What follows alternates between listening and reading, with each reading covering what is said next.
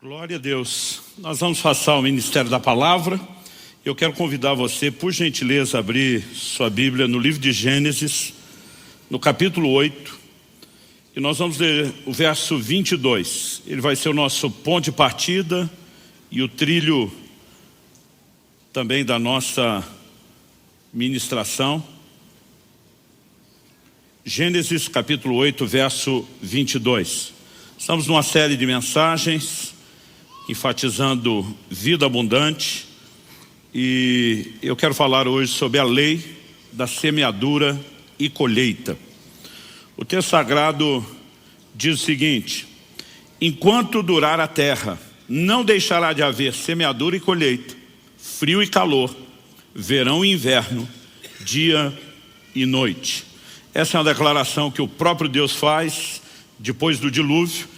E eu gostaria que você, por gentileza, pudesse repetir comigo. Como eu tenho dito, além do poder de declarar a palavra, isso também nos ajuda a memorizar as Escrituras. Então, se você puder, depois de mim, repita com ânimo. Diga comigo: enquanto durar a terra, não deixará de haver semeadura e colheita, frio e calor, verão e inverno, dia e noite. Pai, nós oramos pedindo graça e favor do alto. Clamamos mais uma vez a liderança do Teu Espírito Santo, não apenas na compreensão da palavra, e clamamos por entendimento espiritual, mas oramos também, ó Deus, por aquela aplicação personalizada, única, que só o Senhor tem o poder de produzir em cada um de nós. Nós oramos que, além da instrução, aquela faísca de ignição, aquela centelha de fé que só a Tua palavra pode gerar dentro de cada um de nós, que isso também aconteça e que, enfim, a Tua palavra cumpra todo o seu propósito para a honra e glória do nome do Senhor mesmo. Nós oramos em nome de Jesus. Amém. Bom, essa é uma declaração, como diz, feita pelo próprio Deus. E a terra tinha passado pelo que a gente pode chamar aí de um reset, a um recomeço. Deus afirma no verso anterior, o verso 21 de Gênesis 8, que Ele não mais destruiria a terra da forma como Ele tinha aplicado aquele juízo. E Deus não apenas fala que isso não se repetiria, mas Ele diz: enquanto durar a terra, então está valendo até hoje. Ele diz: não deixará de haver semeadura e colheita, frio e calor, verão e inverno, dia e noite. Essa é a razão pela qual a gente continua tendo essa diversidade. É só olhar para o domingo passado, calor, para esse frio, verão e inverno. Aqui a gente pode ter todas as estações no mesmo dia, mas a Bíblia fala desse ciclo normal da terra, dia e noite. E assim como essas coisas duram até hoje, Deus diz: enquanto a terra durar, não deixará de haver semeadura e colheita.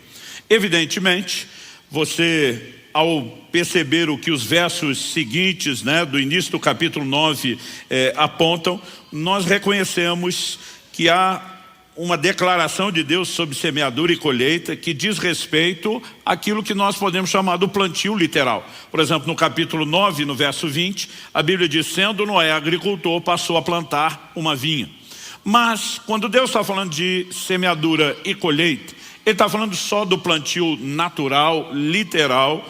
Evidente que não. Quando você olha toda a Escritura, você percebe que essa lei, ela não funciona apenas no plano natural, Aliás, há muitos paralelos entre aquilo que Deus estabeleceu no mundo natural e no mundo espiritual. Em Gálatas, no capítulo 6, nos versículos 7 e 8, a Bíblia diz: não se enganem, de Deus não se zomba, pois aquilo que a pessoa semear, isso também colherá. Você pode repetir isso comigo? Diga: aquilo que a pessoa semear, isso também colherá.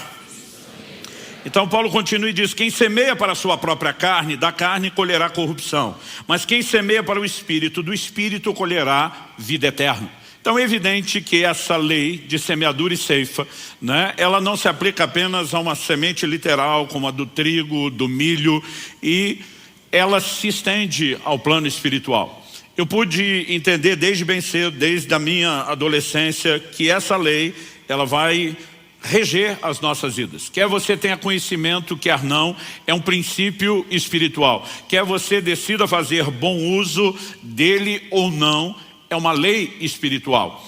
E ela não se limita a questões financeiras. Então já faz vários domingos que a gente transita, passa pelo terreno daquilo que é material e financeiro, mas sempre apresentando o entendimento de que essas leis, de que esses princípios são maiores. Não excluem o aspecto financeiro, mas não se limitam a isso. Eu, por exemplo, aprendi desde a minha adolescência que palavras são sementes. E eu sempre digo às pessoas, não fale aquilo que você não gostaria, né, de ver materializado. Esse é assunto para um ensino em outra ocasião, mas a Bíblia também mostra que nossas atitudes também, como veremos ao longo da ministração, funcionam dentro da lei da semeadura e colheita. Então a forma como você trata outros determina a maneira como você será tratado. Então eu quero que você possa ter o olhar abrangente, mas não queremos excluir, né, a intencionalidade de aplicação também no terreno material e financeiro. A forma como a gente teve dentro de casa a oportunidade de ver nossos filhos tem uma lição muito clara do que é semeadura e colheita, né, dos princípios que nós vamos abordar. Hoje é algo que a gente olha para trás e a gente é muito grato a Deus pelo impacto que isso teve. Quando meus filhos eram ainda bem pequenos, nós vivemos uma fase de desafio. Quando fomos plantar Alcance Irati, há mais de 20 anos atrás, né, eu tive uma direção de Deus, não acredito que isso é um modelo a ser reproduzido, nem por qualquer pessoa, nem em qualquer lugar. Mas na época o Senhor falou comigo, eu quero lhe ensinar a respeito de fé. Eu tinha vivido dessa forma lá atrás, no início do ministério, quando eu era solteiro, mas o Senhor falou, eu quero que você dependa de mim e de mais ninguém. Então quando fomos plantar a primeira das Alcances, eu simplesmente abracei aquele desafio e não tinha nenhum tipo de sustento. Mas não bastasse isso, levei comigo outras 6 famílias, né, que de alguma forma estávamos todos juntos no projeto e a gente decidiu ter um estilo de vida onde, né, muito parecido com aquilo que você lê no livro de Atos, a gente vivia em comunidade, repartiu o que tinha no início. Kelly e eu conseguimos dar uma boa alavancada, porque a gente desfez de tudo que tinha, casa, carro, para investir no projeto, no estabelecimento da igreja. Só que o que a gente tinha não durou muito, né, para aquelas famílias todas. Então todo mundo foi baixando o padrão de vida, se adequando à nova realidade. E eu lembro que meus filhos viveram assim, no modelo que comprar brinquedo em loja de R$1,99, quantos lembram do R$1,99? Isso era artigo de luxo já, né, porque o padrão realmente estava, né, lá embaixo. E eu comecei a ensiná-los, eram pequenos, eu queria que eles entendessem sobre dinheiro. Desde fidelidade a Deus, com boa administração. Então mesmo não tendo muito recurso, a gente pensou, eles têm que aprender. E nós decidimos que ia guardar todas as moedas que a gente pegasse de troco. Então desde pedágio na época, não tinha cobrança automática, eletrônica, a gente acabava, né, que movimentava muito mais dinheiro do que fazemos hoje com os pagamentos eletrônicos. Então eu lembro que eu abri uma lata, fiz um corte, improvisamos um cofre que eu achei que seria maior do que os cofrinhos que vendiam, né, prontos, que eram pequenos, e falei, olha, nós vamos juntar dinheiro. Só que ninguém abre essa lata até o dia que ela estiver cheia. É a lei, é aqui o acordo. Mas quando estiver cheia, nós vamos torrar isso tudo em brinquedo. Então vocês vão lavar a alma, vão sair do nível 1,99 para algo melhor. Pensa na ansiedade das crianças, chacoalhava a lata, media o peso, né? Não podia abrir, mas a gente foi depositando, eu não sei quantos meses passaram, mas foi dentro do ano, não levou o ano todo. E um dia a lata finalmente encheu, né? Eu lembro que meu filho falou assim, ó, já quase não faz barulho, dizendo, não, encher é quando não couber mais. Então o dia que não cabia assim mais nenhuma, eu falei, nós vamos abrir. E agora esse investimento foi feito para vocês. Eu queria que eles entendessem, eu quero economizar, gastar depois. Só que eu fui muito ingênuo. Eu olhando o tamanho daquela lata, eu achei que tinha muito dinheiro.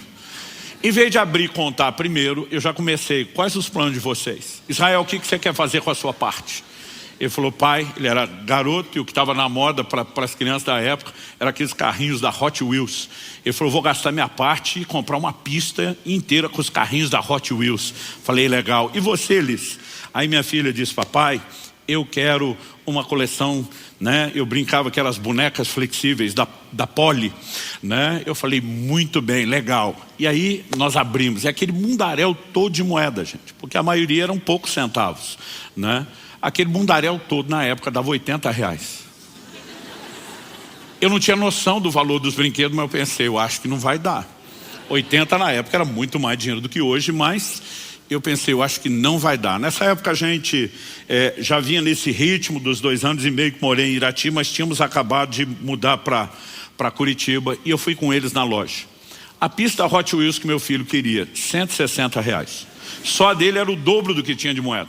A coleção da Poli que minha filha queria, o mesmo valor. Ou seja, a gente só tinha 1/4 daquilo. Né? Eu não tinha condições de alimentar bancar o sonho deles. Eu não tinha condição nenhuma de fazer absolutamente nada. Envergonhado, eu falei, ainda não dá para comprar.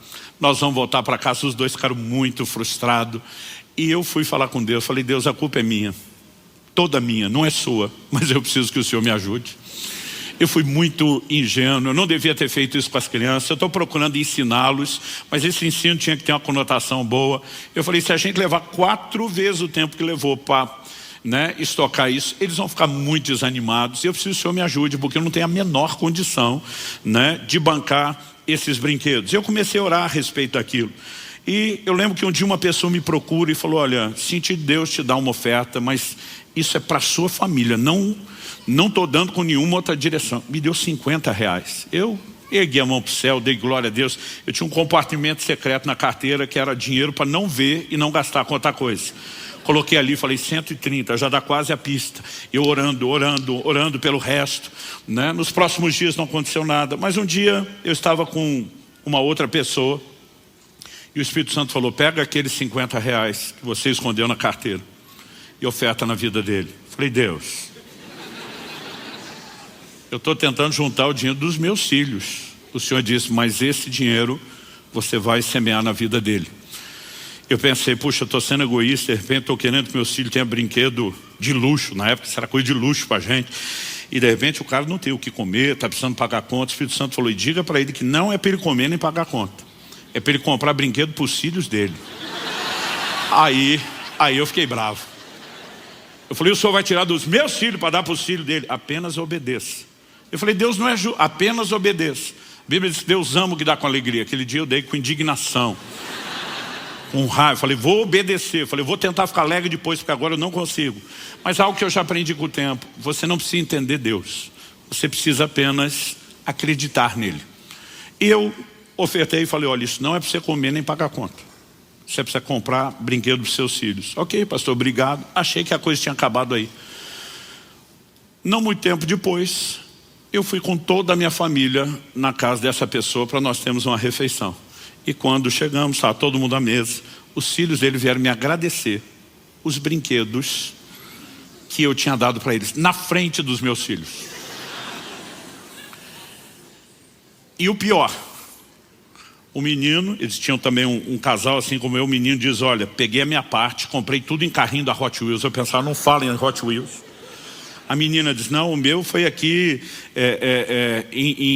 em boneca da Poli. Eu pensando, não fala na Poli. E meus filhos me olhando com aquele olhar fulminante, tipo, não tem dinheiro para o nosso Hot Wheels e Poli, está dando para os filhos dos outros. Teve uma hora que a família saiu da sala, nós ficamos sozinhos. Eu falei, calma, muita calma essa hora. Daqui a pouco a gente conversa. Aí, a hora que a gente estava sozinho, na hora de ir para casa, pai, mas a gente está esperando comprar. Não, eu falei, os R$80 de vocês estão lá, eu não mexi. Eu falei, isso é um outro dinheiro que o papai ganhou, que ia juntar para o de vocês, mas foi Deus que mandou dar. Então Deus que pegou o nosso dinheiro. Eu falei, agora eu vou ficar bom de bem na fita e Deus vai ficar de ruim, E a hora que eu falei isso, eu falei, não, gente, vocês têm que pensar que Deus é sabido. Gente, não foi uma coisa planejada, foi improviso do momento. Aí eles, como assim? Falei, olha, pensa, nós não estamos querendo Poli Hot Wheels? Sim. A gente tem condições? Não. Mas tem uma lei espiritual, que é a lei de semeadura e ceifa. Então, tudo que você planta, você colhe. Falei, Israel, lembra aquela experiência que você fez lá da escola, que plantou feijão? O que é que nasceu? Ele, vagem. Falei, ok, o que tinha dentro da vagem? Não sei, pai, nós não abrimos. Feijão. Ah, tá. Falei, planta feijão, colhe feijão. Planta milho, colhe milho. Falei, olha o que Deus fez quando a gente está orando sem ter condições de ter Poli Hot Wheels. Ele mandou a gente plantar. O quê? O que eles compraram? Aí os dois me olharam empolgados. Poli Hot Wheels. Falei, quem planta Poli Hot Wheels vai colher o quê? Eles, Poli Hot Wheels. Falei, é isso. Aí eles saíram felizes. Falei para Deus, te vira. agora é contigo. Pastor, o senhor mandou Deus fazer? Não mandei nada. Naquela hora, sem ter pensado, eu lembrei de uma lei espiritual. Uma lei que nos governa. Uma lei que eu já tinha experimentado o suficiente para saber que funcionaria. Alguns dias depois, estava pregando em outra cidade. Eu lembro que nós tínhamos uma conferência, então tinha 2 palavras da tarde com break rápido e depois um intervalo maior entre da tarde e a da noite. No break da palavra da tarde, um irmão me aborda, eu estava do lado do pastor da igreja, fala: pastor, o senhor poderia me ceder a chave do seu carro? Eu falei: eu nem lhe conheço, o que você quer com a chave do meu carro ou com o meu carro?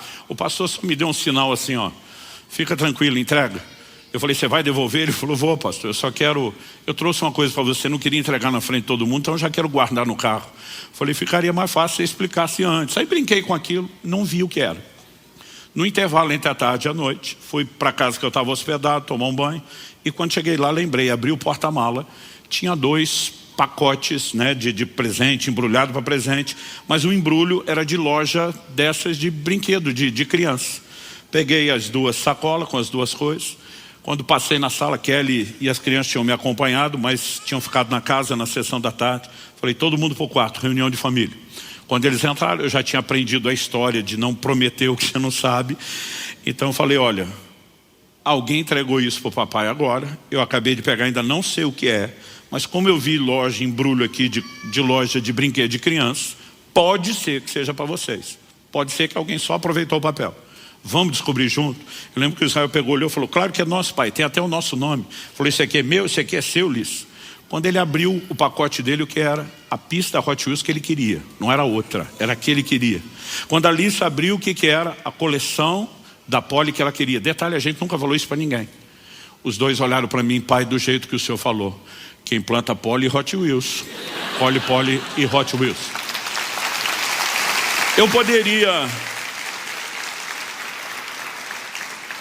poderia te contar inúmeras histórias e testemunhos de coisas que vivemos ao longo dos anos e que puderam ter um impacto didático, pedagógico incrível na vida dos meus filhos. Mas me deixe destacar princípios. Em primeiro lugar, eu quero destacar o seguinte: nós colhemos aquilo que semeamos. Você pode repetir isso comigo? Diga: colhemos aquilo que semeamos.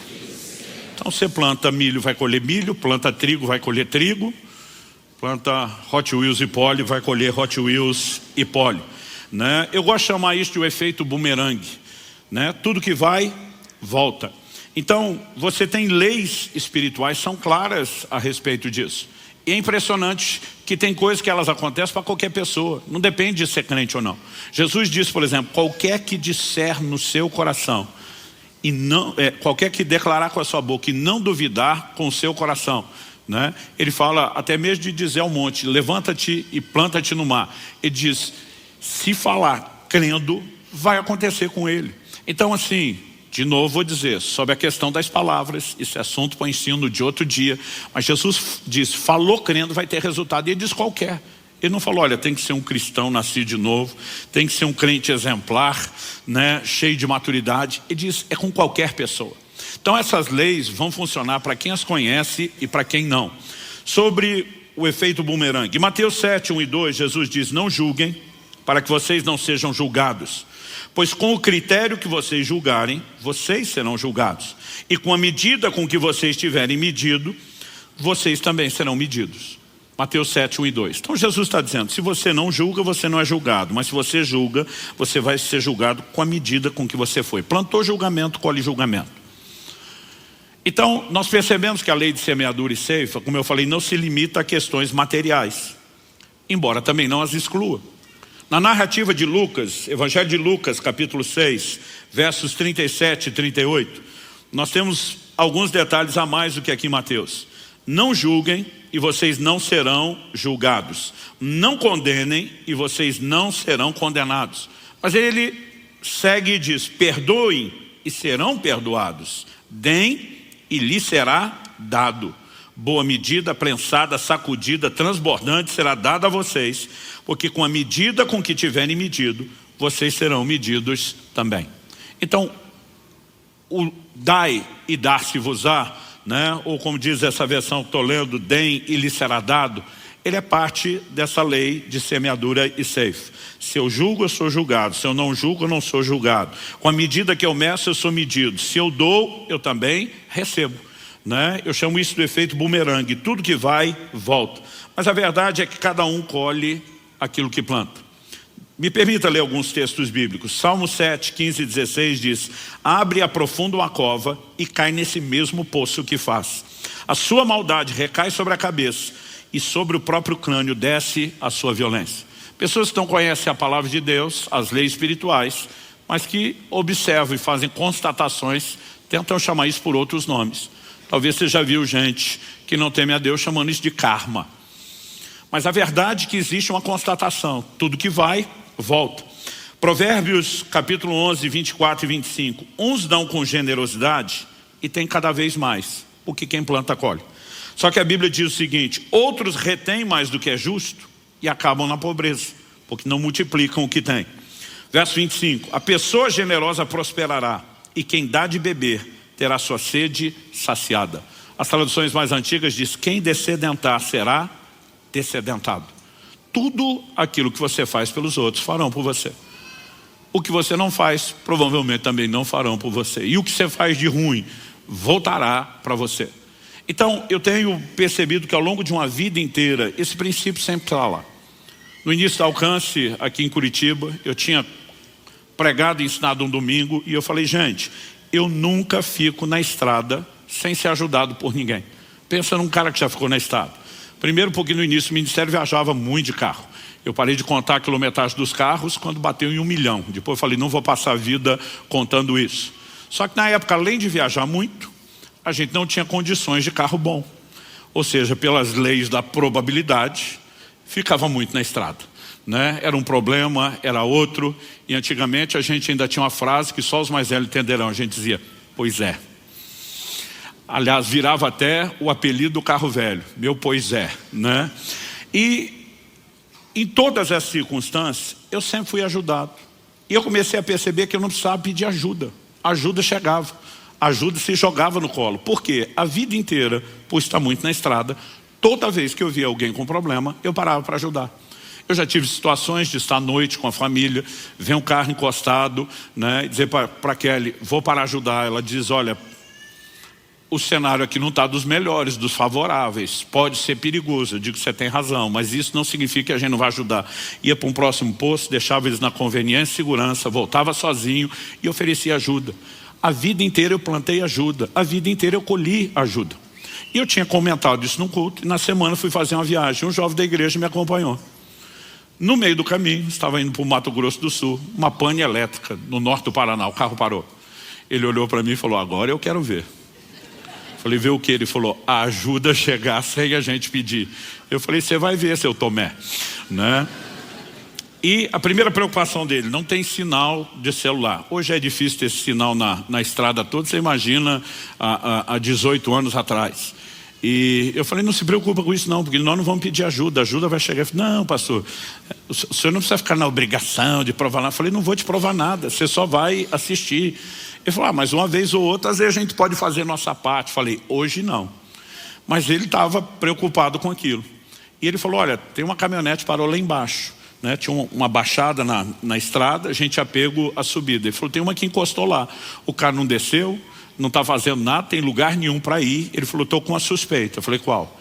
Ele falou: ele deve ser da região e sabe que aqui não dá área de celular. Ele parou ali embaixo para resolver alguma coisa. Então, se a gente for lá, provavelmente vai dar área. Eu falei: nós não vamos a lugar nenhum. A ajuda vem atrás. Ele falou: pastor, não precisa ser rígido, teimoso com isso. Eu falei: não, eu quero agora que você veja porque funciona. Enquanto a gente está falando sobre isso, o próprio cara da caminhonete, né, ele vem na nossa direção e para atrás da gente. Quando eu vi que ele parou o carro e desceu, eu também desci, e ele falou assim: algum problema elétrico? Eu falei: sim. Ele falou: eu posso te ajudar. Eu falei: se você me deixar na próxima cidade conseguir socorro, já está ótimo. Ele falou: eu posso fazer mais do que isso, eu tenho tudo que você precisa na minha caminhonete, né, para a gente rebocar o carro, e vou fazer isso. E ele falou para mim: quando entrar na próxima cidade, eu vou passar na frente da concessionária da marca do seu carro, não vou parar. né? Ele falou, vou passar na frente de uma grande autoelétrica. Não vou parar. Eu vou te levar numa outra autoelétrica mais para dentro da cidade, menorzinha, né? Ele falou, o camarada tem um preço justo, é bem mais honesto, eu não vai ter um prejuízo tão grande como se a gente parasse nas primeiras. Ele falou, e o cara é muito bom. E além disso, muito honesto. É um crente desses de verdade. Quando um não crente chama o crente de verdade, é uma coisa linda. Porque tem muito fake crente, né? Por aí. E aí, esse rapaz ficava olhando para mim e eu falei para ele, eu te disse. Ele falou, é sempre assim? Eu falei, sempre assim. Porque tudo aquilo que você planta, você colhe. Quem dá de beber, quem mata a sede, terá sua sede saciada. Quem está entendendo, diga amém. Provérbios 22, 8 e 9. O que semeia injustiça, colhe a desgraça. E a vara da sua indignação será destruída. O generoso será abençoado, porque reparte o seu pão com os pobres. Você pode repetir isso comigo? Diga, o generoso será abençoado, porque reparte o seu pão com os pobres. Gente, aqui nós temos lei de causa e consequência. O generoso será abençoado. Por quê? Porque reparte o pão com o pobre. Porque é uma palavra de ligação entre o raciocínio que está sendo construído, a explicação que vem depois. Ou, como Fábio, diácono da igreja, professor de português, me deu uma aula, é uma conjunção explicativa. E agora eu falo isso em todo lugar para parecer que eu estudei. Eu fico gastando até onde não preciso. Conjunção explicativa. E eu não sei onde eu estava no dia da aula que explicaram isso, que eu nunca soube o que era. Mas será abençoado. Por quê? Porque faz algo que provoca bênção. Eu sei que há uma doutrina bíblica inquestionável, que aquilo que nós recebemos de Deus é uma expressão da sua graça, e que a graça se acessa pela fé. Mas muitas vezes isso leva os cristãos ao extremo de que eu não faço nada. Tudo o que acontece não tem a ver com merecimento. E eles confundem isso com responsabilidade. Como se a gente não fizesse absolutamente nada. Bom, se para acessar a graça que eu não mereço, eu preciso crer, é lógico que tem um efeito de causa e consequência. Eu tenho que me posicionar em fé. A obediência é apresentada na Bíblia como uma expressão de fé. Então, quando eu decido andar na palavra, escolho, me responsabilizo por isso, eu também estou expressando fé. E a Bíblia está dizendo que o que reparte o pão com o pobre, né, ele será abençoado. E será abençoado por causa do que fez. Porque quem planta tem o direito de colher. Não apenas o direito, tem a inevitável consequência. E não importa o que plantou. Se o plantio é bom, a colheita será boa. Se a semeadura é ruim, né, de uma semente ruim, a colheita será ruim. Oséias capítulo 8, verso 7 diz que alguns semeiam ventos e colherão tempestades. Colossenses capítulo 3, verso 25 diz, quem fizer injustiça, receberá em troca a injustiça feita. E nisso ninguém será tratado com parcialidade. Outra tradução diz, nisso não há acepção de pessoas. Então não importa se estamos falando do crente, do não crente, da pessoa boa, da pessoa ruim. Semeou injustiça, vai colher injustiça. Por outro lado, em contrapartida, se semeou justiça, vai colher o quê? A justiça. Então, nós colhemos aquilo que plantamos. Segundo tópico, colhemos na proporção do que semeamos. Então, não apenas o seu plantio, sua semeadura determina qual será a colheita, o tipo de semente determina o que você colhe. Mas a proporção da semeadura também determina a proporção, né, da sua colheita. E aí, nós precisamos considerar a declaração de Deus em 2 Coríntios capítulo 9, verso 6. Isso afirmo, aquele que semeia pouco, também colherá pouco. E o que semeia com fartura, também colherá com fartura. Então, o tamanho, a dimensão, a proporção da colheita está relacionado à proporção da semeadura. Nós precisamos entender que quando falamos a respeito disso, não apenas o que semeamos determina o que colhemos, mas essa questão do volume também precisa ser colocado nessa equação, também precisa ser entendido. E há dois aspectos que se enquadram dentro desse outro princípio que nós estamos abordando. Não apenas o quanto plantamos, no sentido de quantidade final, mas a recorrência, né? Porque muitas vezes você pode imaginar, semeei muito, mas fiz isso uma vez só. Isso significa que eu teria uma colheita só. Mas semeio sempre com frequência. Terei sempre colheitas frequentes. Então, Esse entendimento bíblico deve gerar em mim e você algumas percepções, né? Acredito que Deus não nos informaria de tudo isso, a não ser com uma finalidade. Que a gente não só entendesse que nossas ações terão resultados, mas que a gente pudesse escolher bem as nossas ações, para através delas, intencionalmente determinar os nossos resultados. Essa é a lógica ao longo da Bíblia. Em Deuteronômio 30, 15, depois no verso 19, Deus vai dizer a mesma coisa. Eu ponho diante de vocês a vida e a morte, a bênção e a maldição. E diz, escolhe vida. E diz, se vocês me obedecerem, vida e maldição. Vida e bênção. Se vocês me desobedecerem, morte e maldição. E diz, suas ações terão consequências. Ciente disso, você planeja melhor como vai agir, sabendo o que serão os frutos das suas ações. Quando falamos da lei de semeadura e ceifa, não é diferente. Esse volume de informações não explica todos os mecanismos de como tudo funciona, mas nos dá um mínimo para que a gente possa, e daqui a pouco vou abordar alguns desses princípios, para que a gente possa usar isso com intencionalidade. Dito isso, eu quero passar para o terceiro e último tópico. São alguns princípios da semeadura e ceifa, além do que já abordamos, que colhemos aquilo que semeamos e colhemos a proporção do que semeamos. Algumas questões que eu e você precisamos considerar. A primeira delas, dentro desses elementos agora já mais genéricos que eu quero destacar, é que há um tempo até a colheita.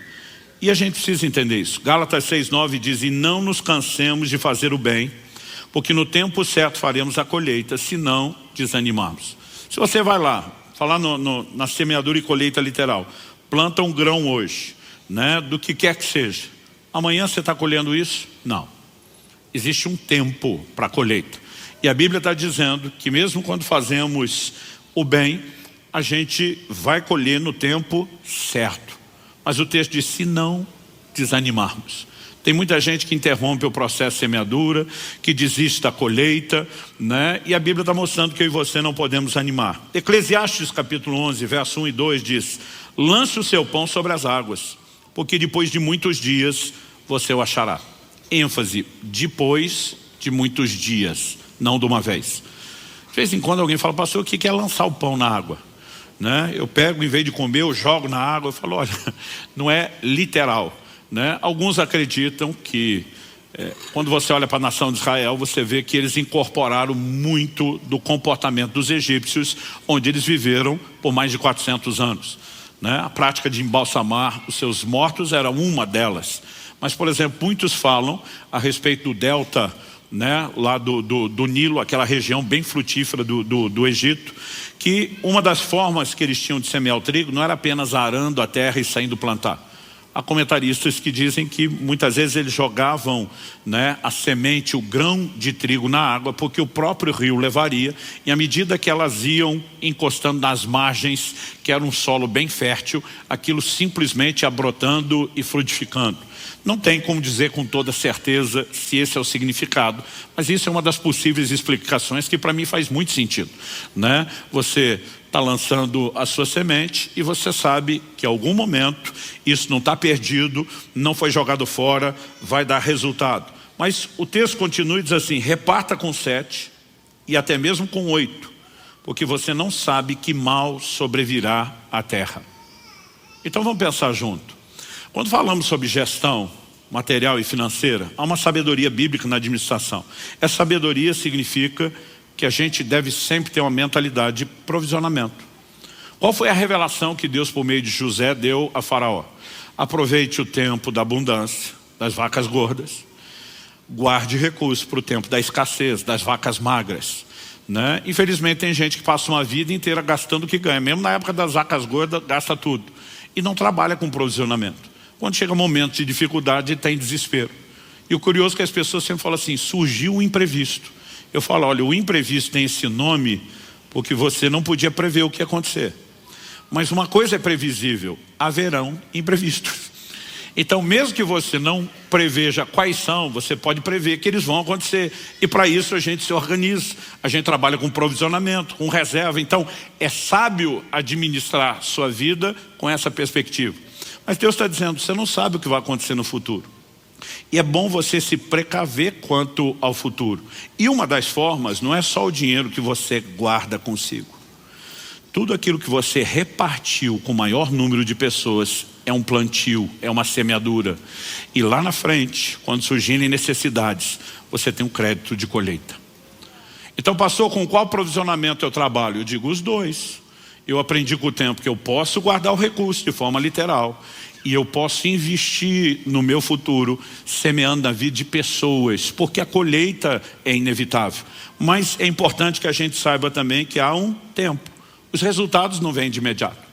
Quando meus filhos eram pequenos e começaram a ver esses resultados, eu dizia, olha, tem coisa que você planta, ela nasce rápido. Tem árvores, por exemplo, que elas demoram muito para crescer e desenvolver. E eu dizia muitas vezes para eles, tem coisas que vocês estão participando da semeadura e vão colher. Eu dizia, mas tem coisas que os filhos de vocês, meus netos, vão colher. Então, ao longo de uma vida, nós vamos sempre estar olhando para esses princípios e entender, existe um tempo. Esse tempo não tem uma única matemática que explica. Não é apenas porque não há resultado imediato. Tem créditos que Deus guarda, né, de acordo com o seu conhecimento prévio de todas as coisas, que Deus guarda para a hora certa. A Bíblia fala que Mardoqueu, ou Mordecai, dependendo da versão da Bíblia que você usa, o tio de Esther, ele tomou conhecimento de uma conspiração para tirar a vida do rei. E ele simplesmente, para não ser cúmplice, porque quando você sabe de algo errado e não denuncia, você é cúmplice, ele vai lá, expõe a conspiração foi desbaratada, a vida do rei foi salva. Alguém fez alguma coisa para agradecer esse homem? Não. Essa é a hora que alguns crentes ficam meio amargurados. Eu fiz algo, ninguém nem disse obrigado, algo que eu e você, quando entendemos as leis do reino de Deus, precisamos saber. Não importa se alguém vai te agradecer. Tem um Deus vendo todas as coisas. E toda semeadura tem colheita. Quando você olha para Amã, se torna o inimigo pessoal de Mardoqueu, com a intenção de destruí-lo. Quando ele decide fazer isso, já tinha construído até a forca para enforcar o homem. Na noite anterior, o rei perde o sono. E alguns eventos não são aleatórios. Tem o dedo do nosso Deus soberano. Esse cara não consegue dormir, não tem televisão, não tem internet, né? E ele decide um entretenimento maravilhoso. Pede para alguém ler as crônicas do reino, né? Eu fico imaginando que diversão para a madrugada.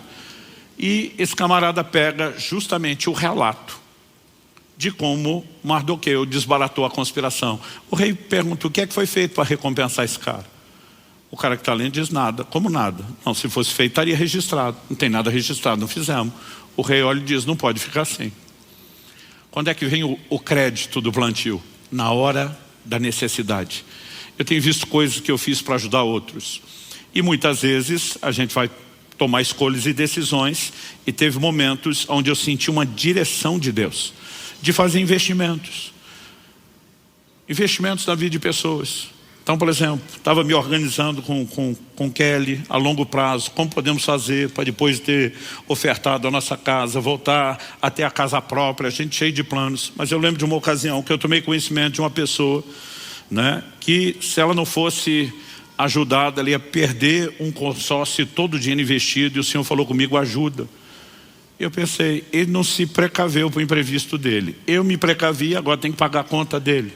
O Espírito Santo disse, reparte com 7 e até com 8. Você não sabe o que é que vem depois. Você não sabe quando e como vai precisar. Falei, vou te obedecer, né? E falei para aquela pessoa, como eu posso te ajudar? Ele falou, pastor, eu não quero tomar vantagem do senhor, não adianta o senhor me emprestar dinheiro que eu não tenho para devolver porque a coisa está feia. Ele falou, o que podemos fazer? Eu te vendo o consórcio de uma forma bem justa. Eu não queria consórcio. Mas naquele momento entendi que era a forma de ajudar. Fizemos a transação. Isso me aconteceu 2 vezes, com pessoas diferentes, em ocasiões diferentes. Mal sabia eu que na hora certa que eu mais precisasse, aquilo viria. Eu lembro que uma dessas pessoas era muito próxima, de confiança, e ficava no meu pé, pastor, vamos transferir esse negócio. A gente tem que dar exemplo, esse negócio não fica para depois, mesmo que a gente tenha testemunha, que se um de nós faltar, a coisa não para assim, é melhor resolver. E eu fui enrolando ele, até que um dia o Espírito Santo falou comigo, acordei de manhã, ele falou, liga para fulano, faz a transferência do consórcio hoje. Eu pensei, está um dia corrido. Ele diz, faça hoje. Liguei para a pessoa, falei, ó, te vira, eu estou na correria, vou espremer aqui meu horário, você esprema o seu, entramos num acordo, fomos lá. 3 da tarde, fizemos a assinatura, transferimos o consórcio. 3h40 eu fui contemplado. Na hora que eu mais precisava para adquirir a nossa casa, estava lá aquele crédito. Então, a colheita pode não vir depressa, mas a colheita sempre vem. E quando seguimos a direção de um Deus que sabe, tem informações privilegiadas que você não temos, a coisa é bem diferente. As pessoas perguntam, mas pastor, como exatamente funciona? Eu respondo com 2 palavras, não sei. Eu não preciso entender como tudo funciona. No Evangelho de Marcos, no capítulo 4, dos versos 26 a 29, nós lemos, Jesus disse ainda, o reino de Deus é como um homem que lança semente na terra. Ele dorme e acorda de noite e de dia, a semente germina e cresce, sem que ele saiba como. Repita comigo, sem que ele saiba como. Eu não preciso entender de germinação para desfrutar o resultado. Eu só preciso plantar. Então não importa se é um leigo como eu e muitos de vocês no assunto da germinação, ou se estamos falando de um engenheiro agrônomo com todas as especializações possíveis em germinação. Eu, sem saber muita coisa, posso plantar e ter o resultado, que é a colheita. Ele sabendo tudo que sabe, se não plantar não vai colher. Porque a colheita não vem do quanto você entende o processo. Vem se você pratica. E tem muito crente que quer ficar entendendo as coisas antes de andar nelas. Se eu e você decidimos andar no que Deus determinou, vai dar resultado com ou sem entendimento. Então, algo que eu tenho compreendido é que eu não preciso entender todo o processo, só praticá-lo. Mas que envolve tempo, envolve. Jesus continua e diz, a terra por si mesma frutifica. Primeiro aparece a planta, depois a espiga, por fim o grão cheio na espiga, e quando o fruto já está maduro, logo manda cortar com a foice, porque chegou a colheita. Então, a Bíblia diz, a terra por si mesma frutifica. A gente não precisa entender o processo. Agora, precisamos lembrar que o processo não é de resultados instantâneos. Eu já tive situações onde eu fiz uma coisa num dia, no dia seguinte a colheita veio. Mas isso não é um padrão. Tem coisas que ao longo dos anos, né, eu tenho colhido. Então tem coisas que eu plantei 30 anos atrás, estou colhendo agora. Tem coisas que eu colhi com menos tempo. Pastor, quem determina o tempo? Não sei. Eu só sei que a gente precisa ser paciente. Outra coisa, devemos semear com intencionalidade. Em Mateus, no capítulo 7, no verso 12, esse é um dos versículos que rege a minha vida, todo o meu comportamento em todas as áreas. Jesus diz, portanto, tudo o que vocês querem que os outros façam a vocês, façam também vocês a eles, porque essa é a lei e os profetas. Tudo o que você quer que te faça, faça aos outros. Lembra do efeito bumerangue que nós falamos? Tudo que vai e volta. Então alguns apenas dizem, eu não vou julgar porque eu não quero ser julgado. Ou seja, ele se abstém de um comportamento ruim porque ele não quer ter uma colheita ruim. Mas a Bíblia não fala só para você não fazer algo ruim porque você não quer que volte. A Bíblia mostra que eu e você podemos intencionalmente fazer coisas boas porque queremos que essas voltem. Então tudo o que querem que os homens vos façam, fazer a eles. Um dia uma pessoa estava comigo e ela falou assim, cara, nesse fim de semana eu já te vi ganhar pelo menos uns 10 presentes diferentes. Ele falou, deve ser bom ser amado. Eu senti uma dor naquele comentário, falei, por quê? Ele falou, eu raramente ganho presente. Eu falei, antes da gente avaliar a consequência, vamos na causa. Você costuma dar presente? Não, não ganho nada, também não dou. Eu falei, existe uma lei espiritual que é a lei de dar e receber, não é de receber e dar. Eu falei, você vai passar uma vida inteira esperando acontecer para fazer e não vai nem receber, muito menos fazer. Porque esse negócio de depois que eu tiver eu faço, gente, isso é conversa mole. Jesus diz, quem é fiel no pouco será fiel no muito. Quem é fiel no pouco será infiel no muito. O cara não consegue ser generoso quando tem pouco. Vai deixar de ser avarento a hora que tiver muito e tiver gostando daquilo que pegou na mão? Fala sério, né? Então assim, nós precisamos entender essas verdades. Eu olhei para ele e falei, olha, se você permanecer perto de mim, tempo suficiente, você vai ver que a maioria dessas coisas que eu ganhei não vão para aqui. Vão ser redistribuídas, vão ser canalizadas. Agora, quanto mais se semeia, mais se colhe. E é impossível não experimentar essa lei. Mas nós podemos experimentá-la com intencionalidade. Eu lembro quando meus filhos ainda eram pequenos, eu fiz uma mobilização de alguns irmãos da igreja, que eram mais próximos, que eu tinha liberdade para falar isso. E falei, olha, estou sentindo Deus me incomodar em relação a algo. Eu creio que nós temos que investir numa boa educação. O para os filhos de um missionário que está lá no campo, na linha de frente, e que não teria recurso para isso, e se tivesse, nunca botaria dinheiro nisso, por causa das outras necessidades que tem lá, e seria a última coisa no orçamento dele, se é que entraria. Mas Deus está me incomodando. E aí nós podemos fazer e bancar o que ele não faria. Então nós não vamos dar o dinheiro, nós vamos dar o estudo dos filhos. E um desses irmãos falou: pastor, acho seu coração lindo, conta comigo, estou dentro. Ele falou: mas só me preocupa com uma coisa. Eu falei: qual? Ele falou: o senhor não tinha que estar juntando dinheiro para o estudo dos seus filhos? Ele disse: o senhor não vai confiar nesse sistema educacional falido. O senhor tem a visão para ele, sabe do plano e o propósito. Eu falei: não, eu estou me organizando de uma maneira que vai ficar progressiva em fazer minhas reservas aqui. Mas eu falei: quando eu faço algo pelos filhos dos outros, estou fazendo pelos meus. Porque tudo que você planta, você colhe. O cara falou: eu acho bonito, mas eu acho que o senhor está espiritualizando, né? Eu falei: daqui a um tempo você vai ver. Eu lembro quando, e a pessoa está sentada aqui hoje enquanto eu falo, mas a gente nunca entrega nomes. Quando Israel completou 14 anos de idade, só iria para a faculdade aos 18. Ele ganhou uma bolsa completa da faculdade nos Estados Unidos. Aí essa pessoa falou: estou lembrando daquilo que você falou. Eu falei: você está lembrando agora, eu nunca esqueci. Eu só não sabia exatamente quando e como viria. Mas essas sementes, elas sempre dão resultados. E a gente tem essas informações para que a gente possa usar isso com intencionalidade. Eu citei antes falando do tempo. Vou citar de novo com um versículo a mais para falar de intencionalidade. Gálatas 6:9 diz: não nos cansemos de fazer o bem, porque no tempo certo faremos a colheita se não desanimamos. Verso 10: por isso, enquanto tivermos oportunidade, façamos o bem a todos, mas principalmente aos da família da fé. E diz: já que tem colheita, por isso vão fazer o bem. Então há uma expressão de amor pelas pessoas, há uma revelação do caráter generoso de Deus, como temos trabalhado em várias outras reuniões. Eu me preocupo que a gente lembre disso, para não parecer que nós estamos, apresentando o princípio como se fosse mera barganha, mas ao mesmo tempo Deus diz: entendeu os princípios, tem o coração correto, saiba de uma coisa, você também vai colher resultados. E nós podemos fazer isso com intencionalidade. Durante toda a minha vida, a maneira como eu trato as pessoas em qualquer circunstância, não importa se estamos falando do ministério, de vida espiritual, qualquer relação, pode ser uma comercial, como eu gostaria que me tratasse.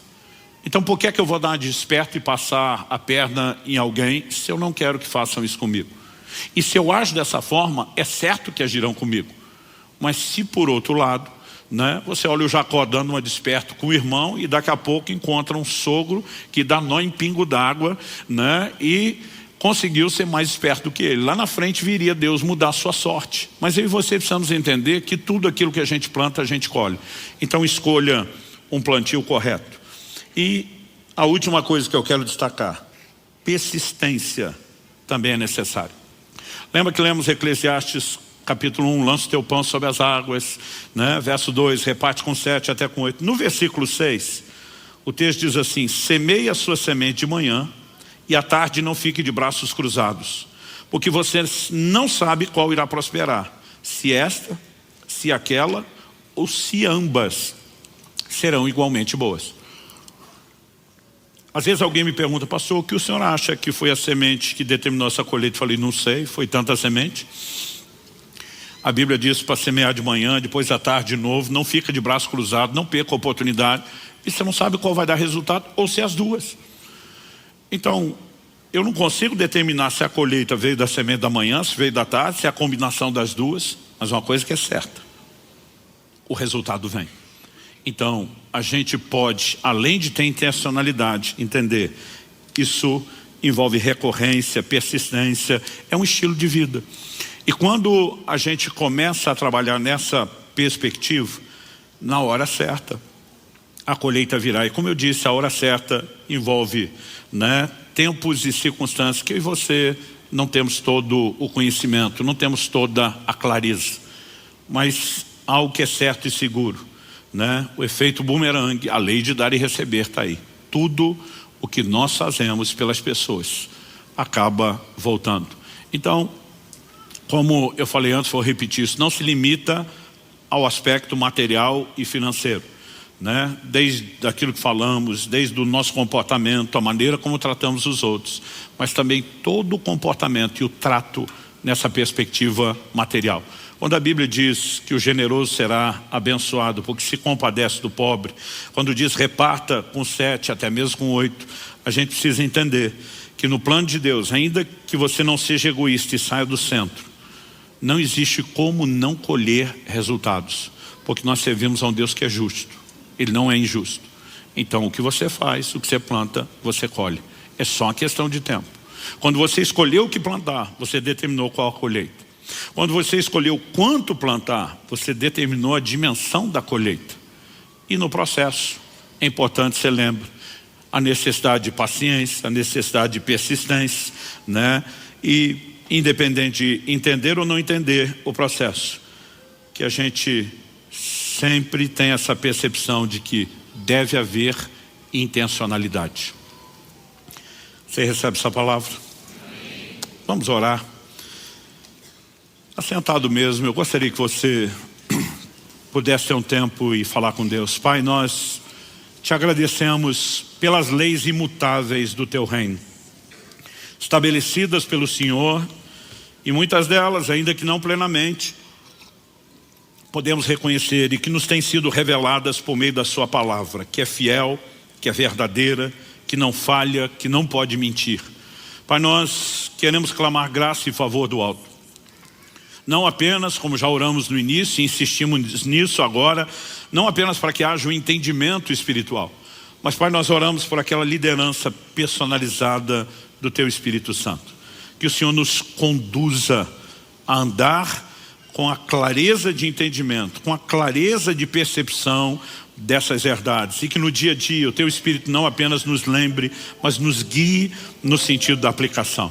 Nós clamamos graça, favor do alto, em nome de Jesus. Amém.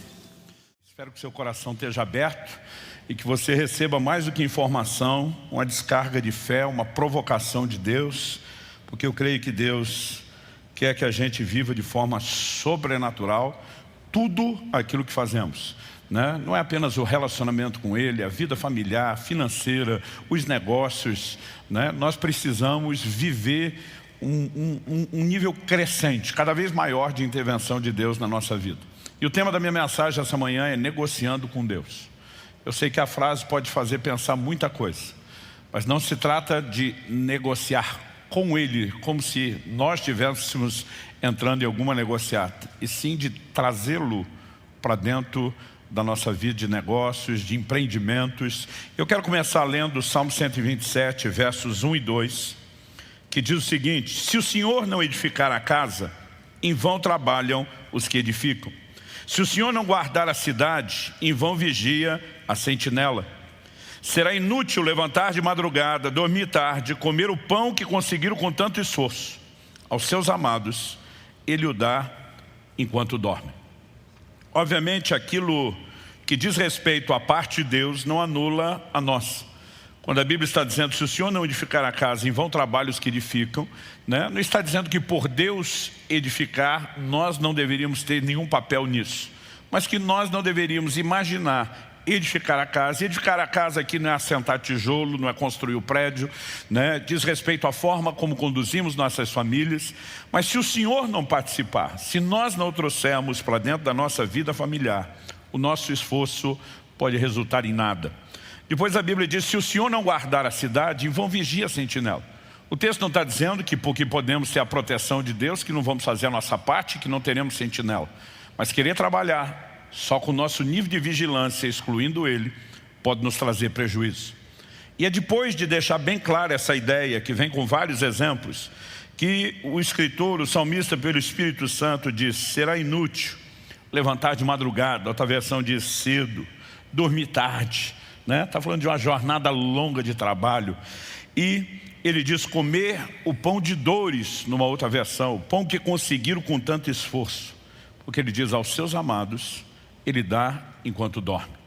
Isso não é desculpa para a gente viver só dormindo. Outro dia vi um justificando, não, eu durmo mais para ganhar mais, porque Deus dá aos seus amados quanto dorme, quanto mais eu dormir, mais eu ganho, né? Não é bem esse é o conceito que a palavra de Deus está apresentando.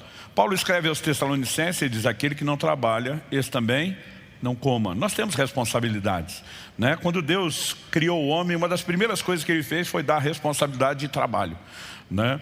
E, aliás, Deus deu ao homem trabalho antes mesmo de lhe dar uma esposa. Alguém disse que é porque ele sabia o quanto custaria sustentar a dona, mas a verdade é que Deus estava estabelecendo princípios para o funcionamento da nossa vida em todas as áreas.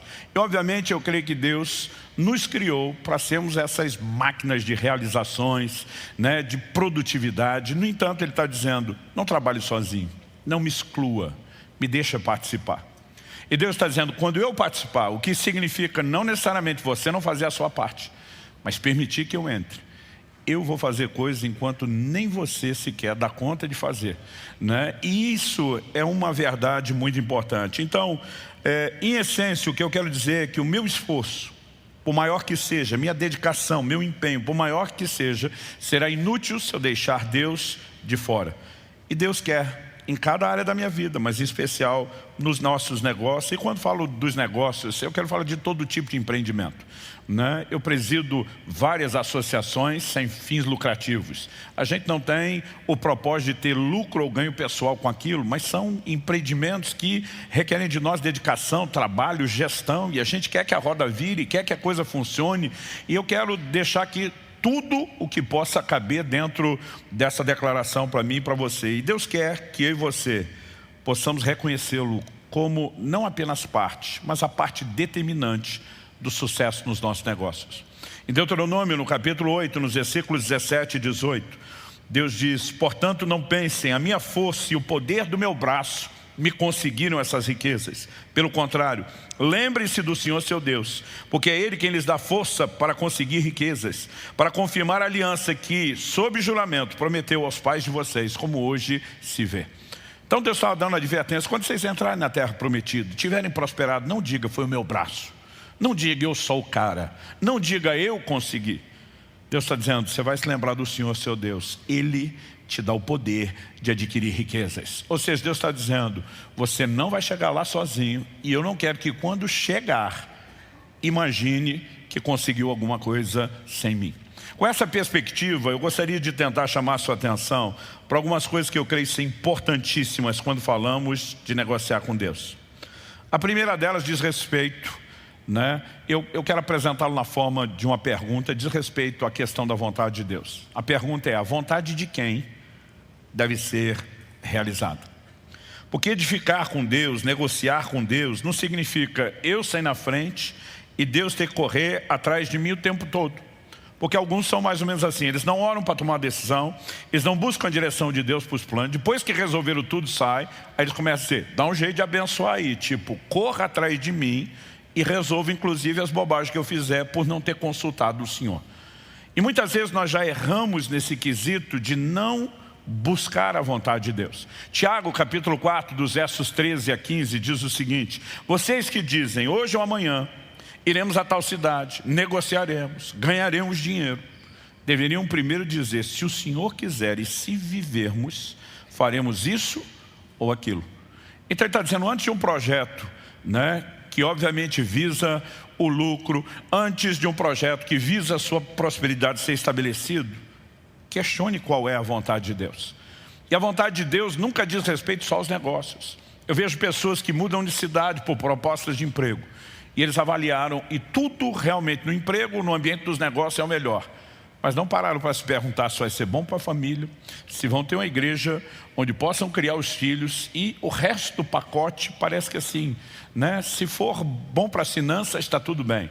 Nós precisamos aprender a importância de buscar a vontade de Deus. Ontem uma pessoa conversando comigo dizia: pastor, o que o senhor considera uma das coisas assim mais importantes no ministério? Eu falei: eu vou te responder algo que não é só para o ministério, é para a vida.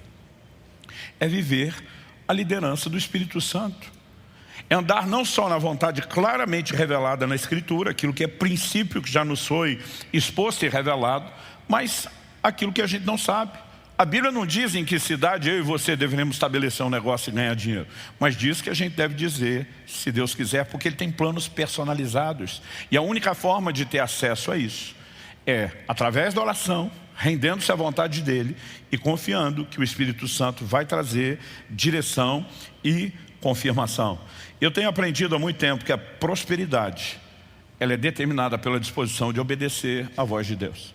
Então, às vezes, as pessoas querem saber, cara, o que você fez para dar certo, né, essa área da sua vida? O que você fez para dar certo nessa questão do ministério? O que você fez naquela? Eu normalmente digo, a gente tem procurado seguir a liderança do Espírito Santo, né? Porque o que Deus quer que eu faça pode até ter resultados similares ao que uma outra pessoa foi chamada por Deus a fazer, mas não significa que nós vamos ter necessariamente os mesmos processos. E muitas vezes pode parecer confuso alguma direção de Deus. Filipe está no meio de um avivamento em Samaria, está chacoalhando a cidade de uma forma extraordinária. E a Bíblia diz que Deus fala com ele, vai para aquela estrada que está deserta, tipo que não tem ninguém. Não só não está acontecendo nada, mas não tem ninguém. A Bíblia diz que prontamente ele obedece. E quando ele chega lá, realmente não tinha ninguém parado por lá. Mas ele chega no timing correto da passagem de uma pessoa. E deixa um avivamento de uma cidade inteira por causa de uma pessoa. Ele ganha aquele etíope para Jesus.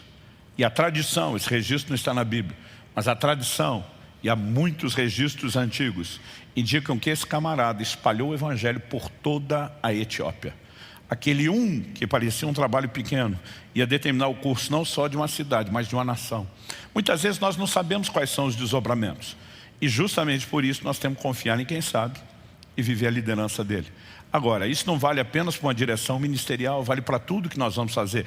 Gênesis, no capítulo 26, nos diz, nos versos 1 a 6, sobreveio fome à terra, assim como tinha acontecido nos dias de Abraão. Então Isaac foi a Gerar encontrar-se com Abimeleque, rei dos filisteus. O Senhor apareceu a Isaac e lhe disse, não desça ao Egito, mas fique na terra que eu lhe indicar. Habite nela e serei com você e o abençoarei. Porque a você e a sua descendência darei todas essas terras e confirmarei o juramento que fiz a Abraão, seu pai. Multiplicarei a sua descendência como as estrelas do céu e a ela darei todas essas terras. Na sua descendência serão benditas todas as nações da terra, porque Abraão obedeceu a minha palavra e guardou os meus mandamentos, os meus preceitos, os meus estatutos e as minhas leis. A Bíblia diz, Isaac, pois, ficou em Gerar. Era o conselho que toda a consultoria da época daria? Não. Mas quando Deus dá uma direção, a gente obedece. Resultado, versos 12 e 13 de Gênesis 26 diz, Isaac semeou naquela terra e no mesmo ano recolheu 100 por 1, 100 vezes mais, porque o Senhor o abençoava. Ele enriqueceu, continuou prosperando e ficou riquíssimo. Eu e você precisamos entender que eu com Deus é diferente de Deus comigo. Você com Deus é diferente só Deus com você. Não é você que sai na frente liderando, e Deus é o seu mero sócio ajudante que corre atrás, dizendo, sou aqui para fazer tudo aquilo que você determinar. Mas quando nós entendemos que nessa parceria, Deus é não só o sócio majoritário, mas o Senhor das nossas vidas, e permitimos que Ele nos direcione, não só por meio de se render a essa vontade personalizada, mas de não nos dobrarmos diante daquilo que é princípio que não pode ser negociado. Então, por exemplo, em Lucas, no capítulo 3, verso 14, Jesus nos sinaliza a verdade. Aqui nós temos uma pregação que antecede a chegada e o ministério de Cristo. Nós temos João Batista pregando, né, o Evangelho, preparando o caminho do Senhor. E a Bíblia diz que os soldados, verso 14, perguntaram a ele, e nós, o que devemos fazer? Porque várias orientações práticas estavam sendo dadas às pessoas, né? Os publicanos chegam para ele, e aí? Ele diz, não cobre mais do que o estipulado. Em outras palavras, não permita extorsão no seu negócio. Os soldados perguntaram, e nós, o que devemos fazer? Verso 14, ele disse, não sejam prepotentes. Eu estou lendo a Nova Almeida atualizada. Não façam denúncias falsas e contentem-se com o soldo, com o salário que vocês recebem. Né? Nós precisamos entender que há princípios que já foram estabelecidos e não podem ser negociados. Alguns de nós estamos tentando edificar alguns negócios com práticas ilícitas, querendo que Deus abençoe aquilo que Ele mesmo proibiu. Como esperar que a mão de Deus esteja sobre a nossa vida? A Bíblia diz no Evangelho de Marcos, de um momento, e isso é algo singular, meio fora do curso normal da narrativa bíblica, mas a Bíblia fala de um endemoniado gadareno. Estava possesso de uma legião de demônios. E que na hora de sair os demônios pedem uma permissão a Jesus. Estava no poder dele dizer sim ou não. Ele diz, nos permite entrar na manada de porcos? E eram milhares de porcos. E o Senhor Jesus disse sim. E a Bíblia diz que por conta do que aconteceu, eles precipitaram-se em relação ao mar e a manada toda de porcos morreu. Eu muitas vezes ficava chocado lendo isso. Dizia, Jesus, o Senhor não tinha amor pelos bichinhos que o Senhor criou, não? Não estamos falando de um, de dois. Estamos falando de uma manada enorme, gigantesca. Por que é que o Senhor não interferiu? Por que é que o Senhor não protegeu esses bichinhos? Agora, se você for olhar o preceito da lei vigorando na época, eles não podiam nem criar e nem comer porco. E deixa eu te dizer uma coisa, Deus não tem nenhum compromisso de abençoar negócios ilícitos que são contrários à sua palavra e aos seus princípios. E muitas vezes nós estamos querendo que Deus proteja o que Ele diz. Eu não posso ter nenhum compromisso de proteger isso dos ataques do inimigo. Quem está entendendo?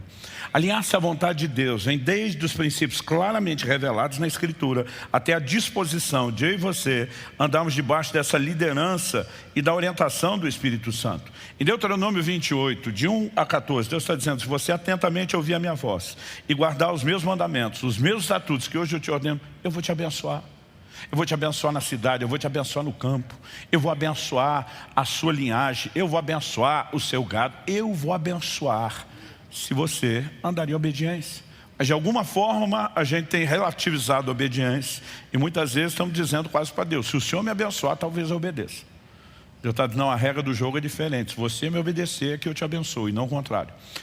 E quando a gente começa firme nessa disposição de dizer, vamos construir dessa forma, tudo muda.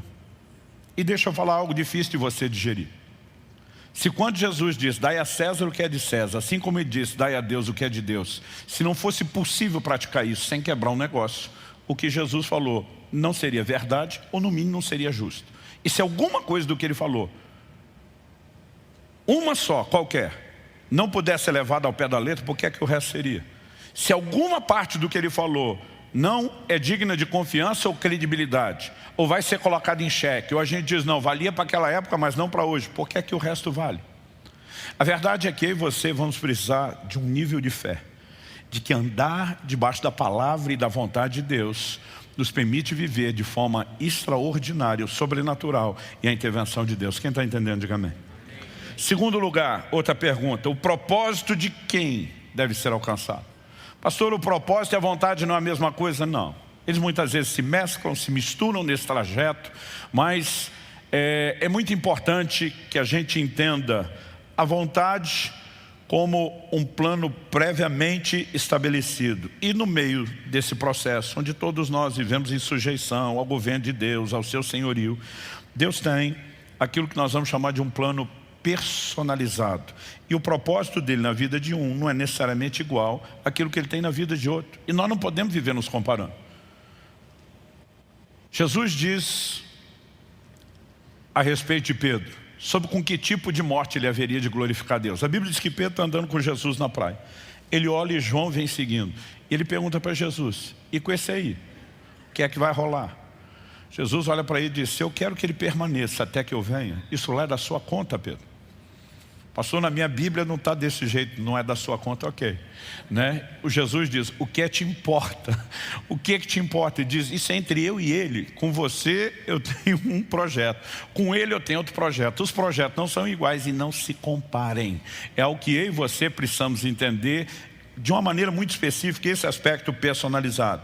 Então, eu creio de todo o meu coração, daqui a pouco eu quero definir um pouco o significado de prosperidade, mas eu creio de todo o meu coração que Deus quer nos fazer prosperar. E antes de chegar na definição, eu quero também te adiantar o seguinte, mas a bênção flui quando nós estamos dentro do propósito de Deus. Em Gênesis 28, no verso 15, Deus diz para Jacó, quando ele está lá em Betel, depois da visão que ele tem da escada que liga a terra e céus, Deus diz, eis que estou com você, e o guardarei por onde quer que você for. Farei com que você volte para essa terra, porque não o abandonarei até que eu cumpra aquilo que lhe prometi. O que eu acho curioso é que Deus falou essa frase primeiro. Lá na frente, na hora de voltar para Canaã, de Padã Arã para Canaã. Você vai ver Jacó lutando com o anjo do Senhor, que é uma teofania, uma manifestação de Deus. E ele diz assim: não te deixarei enquanto não me abençoares. Eu brinco, se eu estivesse no lugar de Deus, eu ia dizer: essa fala é minha. E eu falei primeiro, porque Deus já tinha dito isso para ele.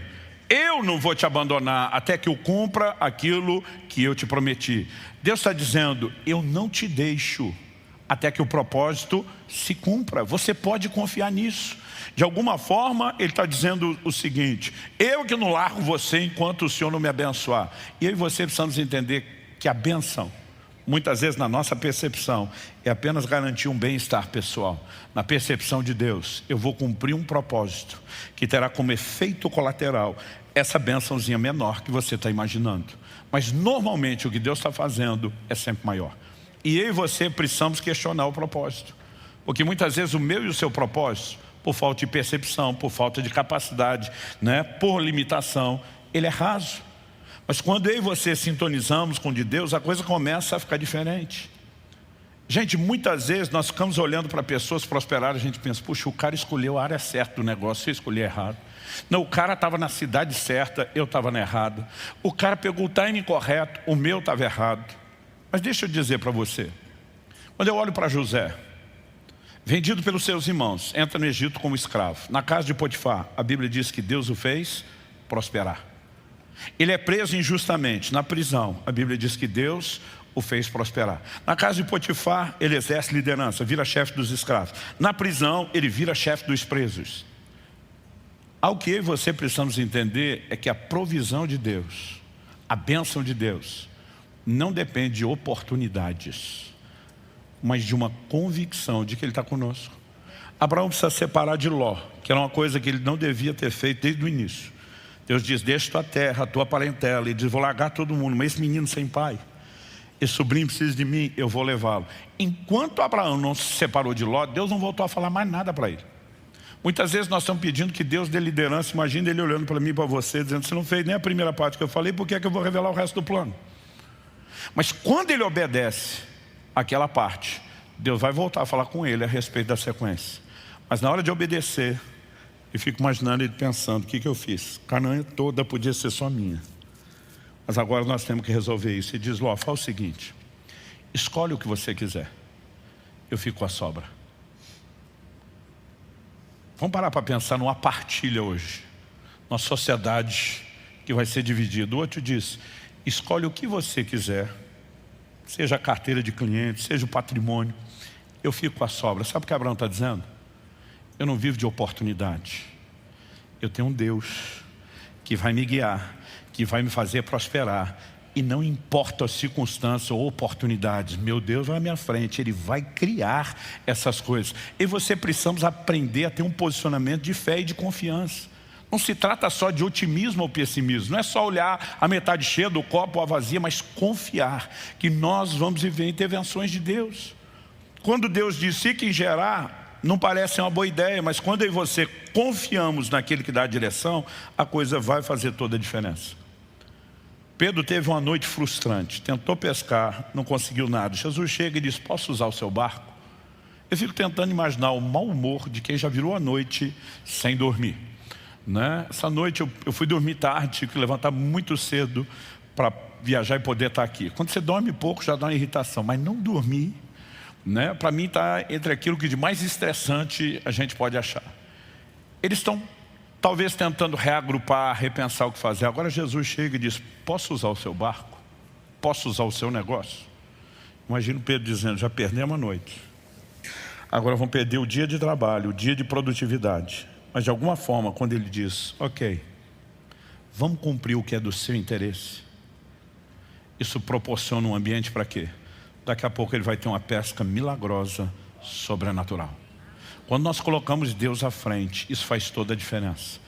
E eu quero fazer um apelo, já que num grupo de empreendedores e futuros empreendedores, nós temos gente que descobre muito rápido que tempo é dinheiro e coisas do gênero. Nós temos às vezes uma tendência a deixar de lado as coisas de Deus e acreditar que muitas vezes nosso único compromisso com o reino é botar dinheiro.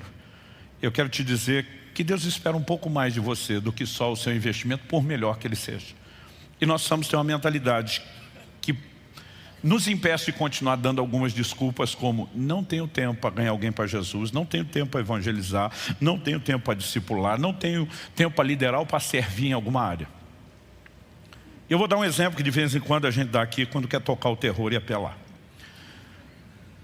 Quando o traficante se converte, graças a Deus eles têm se convertido, a gente olha e diz, se alguém está em Cristo, nova criatura é, as coisas velhas já passaram, eis que tudo se fez novo, não há mais condenação para quem está em Cristo Jesus, amém? Você concorda que ele é uma nova criatura, foi perdoado por Deus, mas concorda que ele vai ter que mudar de ramo? Nenhum de nós concordaria que ele continuasse no ramo de negócio que ele está. E por quê? Porque o reino de Deus exige algumas adequações, isso não vai ser discutido. Quando a garota de programa se converte, graças a Deus elas têm se convertido, nós vamos dizer a mesma coisa. Se alguém está em Cristo, nova criatura é, as coisas velhas já passaram, eis que tudo se fez novo. Não há mais condenação para quem está em Cristo Jesus, mas você também concorda que ela vai ter que mudar de prestação de serviço? Nenhum de nós vai discutir isso. Porque para nós é claro, você agora entrou no reino de Deus e tem que se adequar aos padrões do reino. Agora, minha pergunta aos muitos empreendedores, que em 3 décadas de pastorado estão entre o grupo, que eu mais ouço dizer que não tem tempo para as coisas de Deus, é por que eles têm que se adequar ao reino de Deus e você não? Qual é a diferença? Eu não tenho tempo, então vai ter que arrumar um jeito de ter tempo e confiar que esse tempo que a gente cede por propósito nunca é perdido. Ele normalmente catapulta manifestações sobrenaturais, intervenções que vão fazer toda a diferença. Se nós não nos aliamos ao propósito, não adianta só entender de gestão, de como conduzir um negócio, você vai viver na margem de probabilidade estatística de qualquer ímpio. Mas se eu e você queremos viver o sobrenatural, negociando com Deus, nós vamos ter que trazer Deus para dentro. Que a motivação do negócio é o lucro. E já descobriram isso mesmo fora do sistema capitalista, que não há uma motivação que torne funcional o mercado que não seja o lucro. E mesmo na Bíblia nós vamos ver textos que falam a respeito disso. Por exemplo, quando Jesus está falando das coisas concernentes ao reino, ele usa esses exemplos. Mateus 21, 33, 34, ele fala que o reino de Deus é semelhante ao proprietário de uma vinha que arrendou alguns lavradores, mas esperava os frutos, esperava retorno do investimento. Em Mateus, no capítulo 25, no verso 27, quando nós temos a parábola dos talentos, aquele que foi infiel, o Senhor disse, você deveria ter entregado o meu dinheiro aos banqueiros e ao voltar eu receberia com juros. Ele está dizendo, não quero dinheiro parado, que não produza, que não trabalhe, que não gere rendimento. Em toda a percepção de negócio, a motivação, é o lucro. Agora, eu e você precisamos nos questionar. Por quê? Se vamos negociar com Deus, queremos o lucro. Porque muitas vezes nós queremos trazer para dentro do nosso negócio, ao negociar com Deus, o poder de gestão, a sabedoria de Deus, o know-how de Deus, a bênção ativadora do sobrenatural de Deus. Queremos que Ele participe de tudo, menos do lucro. De alguma forma, na hora de viver o sobrenatural, nós clamamos e diz, Deus, esse negócio não é meu, antes de mais nada é seu. Mas na hora que vem o resultado, o Senhor sabe que é meu. Então eu e você precisamos questionar isso. Eu tenho dito há muito tempo, riqueza não é pecado, mas a avareza é.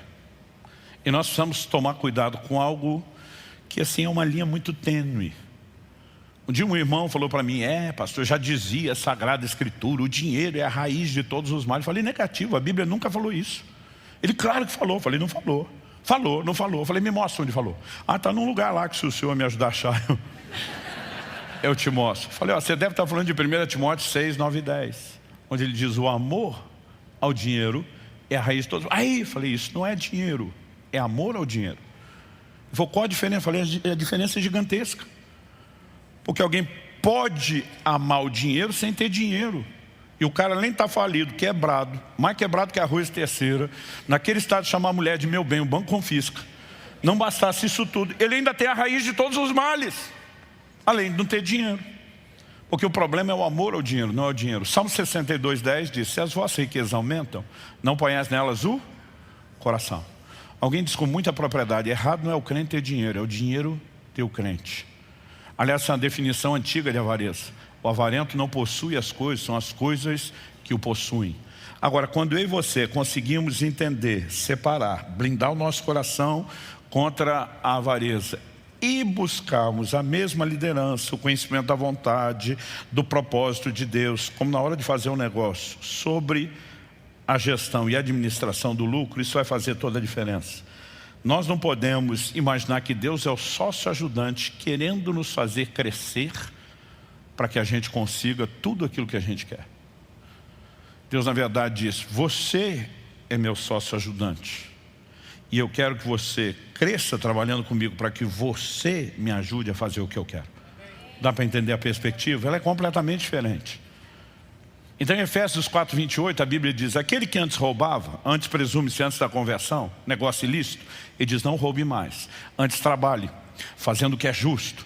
Então, vamos dentro dos princípios divinos. Mas a Bíblia diz assim: para que tenha o suficiente para si e para socorrer ao necessitado. Deus não quer dar só o que você precisa. Alguns de nós estamos tentando viver um modo de sobrevivência e ter o mínimo do que a gente precisa. Eu creio que Deus quer te dar mais do que você precisa. Mas qual a razão dele dar para você mais do que você precisa? Se ele ensina contentamento, se ele é contra o desperdício. Aliás, algo que deveria fazer a gente pensar muito a forma como gerimos tudo na vida é que Deus é contra o desperdício. Depois de multiplicar pães e peixes, Jesus diz: recolha o que sobrou para que nada se perca. Então por que é que Deus quer dar mais? Só para você ativar o modo ostentação? Não. Para que tenha o suficiente para si e para socorrer o necessitado. Provérbios 19:16 diz: o que empresta ao pobre, o que se compadece do pobre, empresta a Deus, e este lhe retribuirá o benefício. Deus está dizendo: eu tenho um compromisso de cuidar do pobre. Quando você me ajuda a fazer o que eu quero, eu é que estou em dívida com você, porque você financiou o meu projeto. Você não deu para ele, você deu para mim. E agora quem te honra e te retribui sou eu. Então Deus quer que a gente tenha mais do que o suficiente para financiar os projetos dele, que envolve não só a proclamação do Evangelho, como cuidado com os necessitados. Agora, se eu e você não tivermos mais do que a nossa necessidade, nós não vamos poder fazer muita diferença. Então eu acredito que nós, quando pensamos no próprio plano e no propósito de Deus, a gente precisa ter uma convicção, ainda que eu tenha contentamento, e contentamento é algo que cada um vai entender em Deus como deve definir. O que Deus pede para um não é necessariamente o que Ele pede para o outro. Algumas restrições, alguns direcionamentos, isso muda de pessoa para pessoa. Eu, por exemplo, não costumo aconselhar ninguém, seja os jovens, ou quando estamos falando dos pais sobre criar os filhos, né, a respeito de que eles tenham pressa para se casar cedo. Mas meus filhos se casaram cedo, já estou antecipando, está praticamente um mês para o casamento da minha filha, né? Então, tem coisas que normalmente você diz: olha, vá com calma, vá tranquilo, não tenha pressa, não é o padrão. Mas às vezes você pode estar debaixo de um entendimento de que Deus quer conduzir as coisas diferentes. Eu, por exemplo, com todo mundo que eu converso, eu digo: meu amigo, em vez de passar uma vida desperdiçando esse dinheiro do aluguel, vá pagando a sua casa por anos. Todas as vezes o que eu queria fazer, aquilo que eu orientava aos outros, o Espírito Santo dizia: não, nós vamos jogar esse jogo diferente. Na hora certa, eu vou fazer por você do meu jeito. Quando ele diz: fique em Gerar, pode estar na contramão do que todo mundo aconselha, você sabe que vai funcionar. Mas com essa capacidade de separar o que Deus tem de forma diferente, nós precisamos entender aqui também a questão do contentamento. Então tem coisas que Deus veda para um que não veda para outro. Eu, por exemplo, no início do meu ministério, Deus disse: eu não quero que você ganhe nada com seus livros. De vez em quando eu ouço alguém falando: está certo, pastor, errado é quem ganha. Eu digo: errado nada, o trabalhador é digno do seu salário. Não é porque Deus, por alguma razão, me pediu isso que virou proibido para todo mundo. E a gente tem essa mania, né, de estabelecer o tempo todo padrões de comparação. Eu volto lá na questão de entender o propósito de Deus. A medida de contentamento, ela pode mudar de um para o outro, inclusive aquilo que Deus pede de nós. Mas que uma hora aquele teto tem que ser alcançado, tem. O que a gente não pode é viver sem medida de contentamento. Eu sempre falei para todo mundo, eu não faço a menor questão de ter uma casa na praia. Todo dia alguém falou: o senhor não gosta de praia? Eu falei: não, eu uso a sua. Alguém tem que ter casa na praia para eu usar. Eu não faço questão nenhuma de ter a minha, né? Então, eu e você precisamos entender aonde Deus quer nos levar. Mas qualquer que seja essa medida, Paulo diz que Deus dá pão ao que semeia. pão para alimento e semente ao que semeia, segundo aos Coríntios 9:10. Então uma parte do que eu e você ganhamos é pão. Deus está dizendo, isso aí você tem direito de comer. É a sua cota, e o resto, semente. Deus diz, essa é a minha parte. E você não vai ficar com aquilo que é minha parte no negócio. Quem está entendendo? Quando a gente começa a ter esse nível de percepção, a gente vai para o lugar certo e entender o que é prosperidade. Prosperidade não deveria fazer de mim e de você algo semelhante ao leito de a uma represa, que simplesmente vai acumulando, acumulando, acumulando. Aliás, se a Bíblia não fala contra a riqueza, ela fala contra acúmulo. Não acumuleis. Prosperidade, no entendimento bíblico, deveria ser fazer de mim e de você algo semelhante ao leito de um rio. Água entra, água sai. Nunca para de entrar, nunca para de sair. Quem está entendendo? E quando nós falamos sobre essa questão de propósito, eu acredito que é uma das coisas que nos permite viver o sobrenatural. Nos meus primeiros anos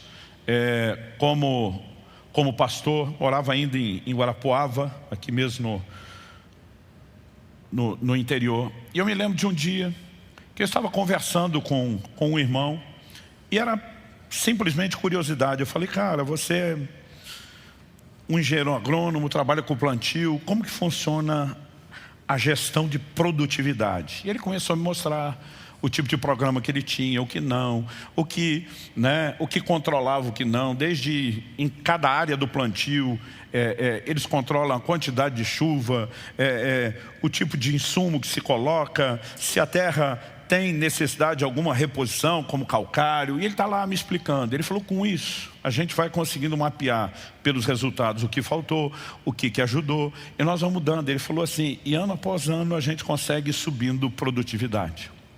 Eu lembro que naquela hora me deu um impulso do Espírito Santo. Eu falei, você tem alguma meta? Ele falou, tenho. Ele falou, minha meta é tanto, eu não me lembro agora se era por alqueire ou por hectare, mas esse nível de produtividade. Eu falei, você alguma vez já chegou lá? Ele falou, ainda não, nem nas melhores áreas, mas todos os anos nós estamos crescendo. E é possível que daqui a alguns bons anos a gente consiga bater essa meta. Na hora que ele falou isso, o Espírito Santo falou comigo, pergunta para ele, qual é a pior área de todas? Eu falei para ele, qual é, no seu mapeamento, a pior área? Ele falou, essa aqui. Eu falei, por quê? Ele falou, meu amigo, todos os técnicos têm dificuldade de chegar a uma conclusão, um consenso. Porque, tecnicamente, ela é uma área mais perto d'água, que deveria ter um solo melhor. Outros dizem que pela baixada pode ter o efeito de erosão. E ele começou a dar N explicações, ele falou, enfim, essa aqui é a pior área. Eu falei para ele, quanto tempo nós estamos daqui lá? Ele falou, pastor, pelo menos uns 40 minutos. Ele falou, você tem tempo? Eu falei para ele, você tem tempo? Ele falou, falei para ir lá e voltar. Ele falou, por quê? Eu falei, eu quero orar naquela área. Ele falou, bora. Eu acho que ele já percebeu alguma coisa fora do comum. A gente nunca tinha tido uma conversa como essa. E quando nós estávamos chegando, eu falei, antes de eu orar, deixa eu te dizer qual é o acordo. Porque se você não aceitar o acordo, eu não oro. Aí ele falou, ok, qual é o acordo? Eu falei, sabe aquela meta que você nunca alcançou no resto da produtividade? Ele falou, sei. Eu falei, eu vou orar para que essa pior área passe a meta. Então, não tem como você não ver que vai ser Deus. Porque aquilo que você não conseguiu na boa, vai acontecer na ruim. Agora, o que passar do seu alvo é de Deus.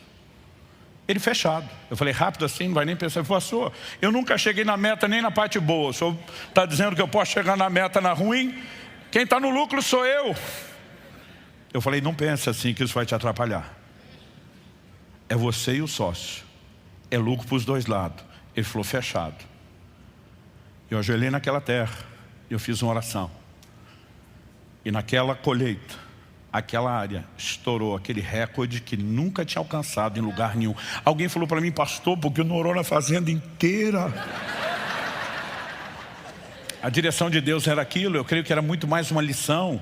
E eu não estou dizendo que isso tem que acontecer o tempo todo, em toda a colheita, mas eu quero tomar isso como exemplo e te dizer, eu e você precisamos aprender a entrar num lugar onde a gente começa a dizer, Senhor, mais do que aquela parte do lucro que me interessa, como um sócio ajudante seu para incrementar os seus interesses e financiar os seus projetos, o que é que nós podemos fazer junto? Como que nós podemos romper? Como nós podemos ir além? Quando nós estávamos na fase de reforma do prédio, depois de desfazer de tudo que eu tinha, chegar até o limite, não ter mais nada para ajudar isso aqui, eu comecei a orar. E falei, o Senhor é o Deus que fez render aquela fazenda, aquela parte ruim, extrapolar o recorde. Me dá condições de ganhar dinheiro. Me dá alguma ideia, me dá alguma coisa que eu nunca tive, né? A capacidade de gerar recursos para que eu possa colocar mais. Eu quero pôr mais, eu não quero parar aqui. Enquanto eu orava por isso, não foi no primeiro dia, não foi na primeira semana, não foi no primeiro mês, mas eu fiquei insistindo. Eu lembro do dia onde o Espírito Santo falou de um projeto antigo que eu tinha, e ele sempre me dizia, não é a hora. E ele me disse, chegou a hora. Comece a gravar os cursos online. Ele diz, diferente dos livros, eu estou te dando isso, esse dinheiro é seu, você faz o que você quiser. Eu falei, é tudo que eu preciso, que o Senhor me dê uma fonte de renda e que o Senhor me dê condições. Esses cursos que nós começamos a disponibilizar em 2017, nesse momento, eu não sei dizer quantos alunos já passaram, o último dado que eu tinha, nós estávamos já com 100 e tantos mil alunos na nossa base, gerando recursos, e a grande maioria disso veio, o que não veio para cá, a minoria tem financiado outros projetos e muitas outras igrejas e interesses do reino. Eu e você podemos viver formas que nós nunca imaginamos, debaixo de uma direção ou de uma intervenção de Deus, de gerar recursos que vão além das nossas necessidades, para que a gente possa transbordar. Que a gente possa ter um coração inclinado ao necessitado, assim como, em primeiro lugar, né, proclamando o Evangelho, mas quando nós vamos criando o alinhamento da vontade e do propósito. Em terceiro e último lugar, para terminar, eu quero te dizer, nós podemos experimentar o sobrenatural. A gente imagina a pesca de Pedro como um milagre aleatório. Gente, Pedro era o quê? Pescador. Jesus o fez prosperar no seu negócio.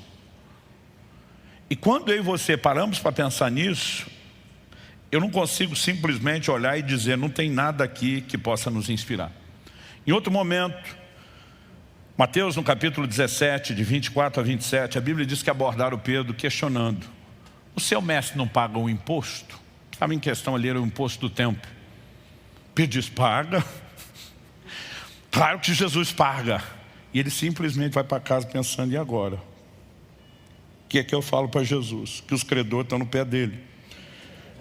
Não estou falando que Jesus não tinha compromisso com as dívidas, eles provavelmente tinham acabado de chegar de viagem e tinha algo para ser honrado. Quando Pedro entra, Jesus se antecipa. Ele faz uma pergunta, e aí? Quem que deveria ser cobrado a respeito dos impostos? Essa pergunta de Mateus 17, Jesus está discutindo a legitimidade dos impostos. E há muitos tipos de explicação, né, para quando Jesus pergunta para ele, de quem os reis da terra cobram os tributos? E ele pergunta, dos sírios ou dos estranhos? Pedro responde, dos estranhos. Jesus diz, logo os sírios estão isentos. Há N probabilidades de explicação por que Jesus falou isso. Alguns estão querendo dizer que ele, como era da linhagem de Davi, da linhagem real, né, era isento. Eu não sei qual era o motivo, mas de qualquer forma, se é esse ou se outros possíveis, que eu não quero que a gente entre em digressão aqui, em outra direção, Jesus diz, mas para que não os escandalizemos, independente de estar ou não certo, eles vão pagar esse imposto? E ele diz para Pedro, vá ao mar, jogue um anzol. A maior parte do tempo Pedro não pescava com anzol, pescava com rede. Mas eu disse, jogue o anzol, porque é para pegar um, não é vários. Pega o primeiro peixe que fisgar, e quando você abrir a boca do peixe, você vai encontrar uma moeda. Pedro vai lá, um tiro certeiro. Eu não sei quantos pescadores temos aqui, mas eu nunca vi alguém dizer que pescou um peixe com moeda ou qualquer outro tipo de coisa de valor dentro. Agora, o Senhor está dizendo, vai lá, naquele monte de água, com aquele monte de peixe, e simplesmente só obedeça e joga. Você não vai pegar o peixe, eu vou trazer o peixe no seu anzol. Dentro do peixe tem a provisão. E Pedro foi lá, pescou, tirou a moeda. Só que Jesus diz assim, pega essa moeda e entrega aos cobradores para pagar o meu imposto e o seu. Sabe o que ele está dizendo? Pedro, você está preocupado com os meus interesses? Eu também me preocupo com os seus. Nós vamos resolver o problema de nós dois, o meu e o seu. Negociar com Deus nos permite não apenas participar do propósito dele, mas participar dos lucros, dos benefícios, obviamente sem se apropriar disso. Mas quando eu olho para essa intervenção, e é mais uma de muitos exemplos sobrenaturais, o que é que me chama a atenção aqui? Que Deus tem solução para o nosso problema, e não só explicação.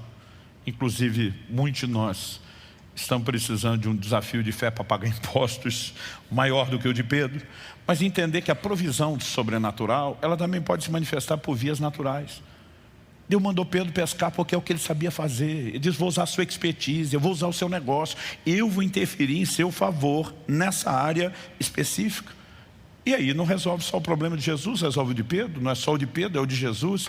E esse pacote, eu não sei você, mas eu acho fascinante. Segundo Reis, capítulo 6, fala que os filhos dos profetas reconhecem que o lugar, aí estamos falando de ministério, era pequeno. Eles entram num projeto de ampliação. E quando vão lá cortar a árvore, um deles estava cortando, e a Bíblia diz que o machado escapou do cabo e caiu dentro d'água. O cara entra em desespero, o machado era emprestado. O que é que eu vou fazer? Muitas vezes eu e você ficamos imaginando o que é importante e o que não é para Deus intervir e operar milagre. Quando eu e você deveríamos acreditar que Deus não faz um milagre porque o machado é importante, mas porque nós somos importantes. A necessidade não era do machado, era da pessoa que pegou emprestado, não teria como devolver e não teria como continuar a produtividade. Eu quero falar algo que eu creio que tem um peso profético nessa manhã. Eu creio, e creio de todo o coração, que Deus quer levar alguns de vocês a recuperar uma produtividade que tem sido perdida.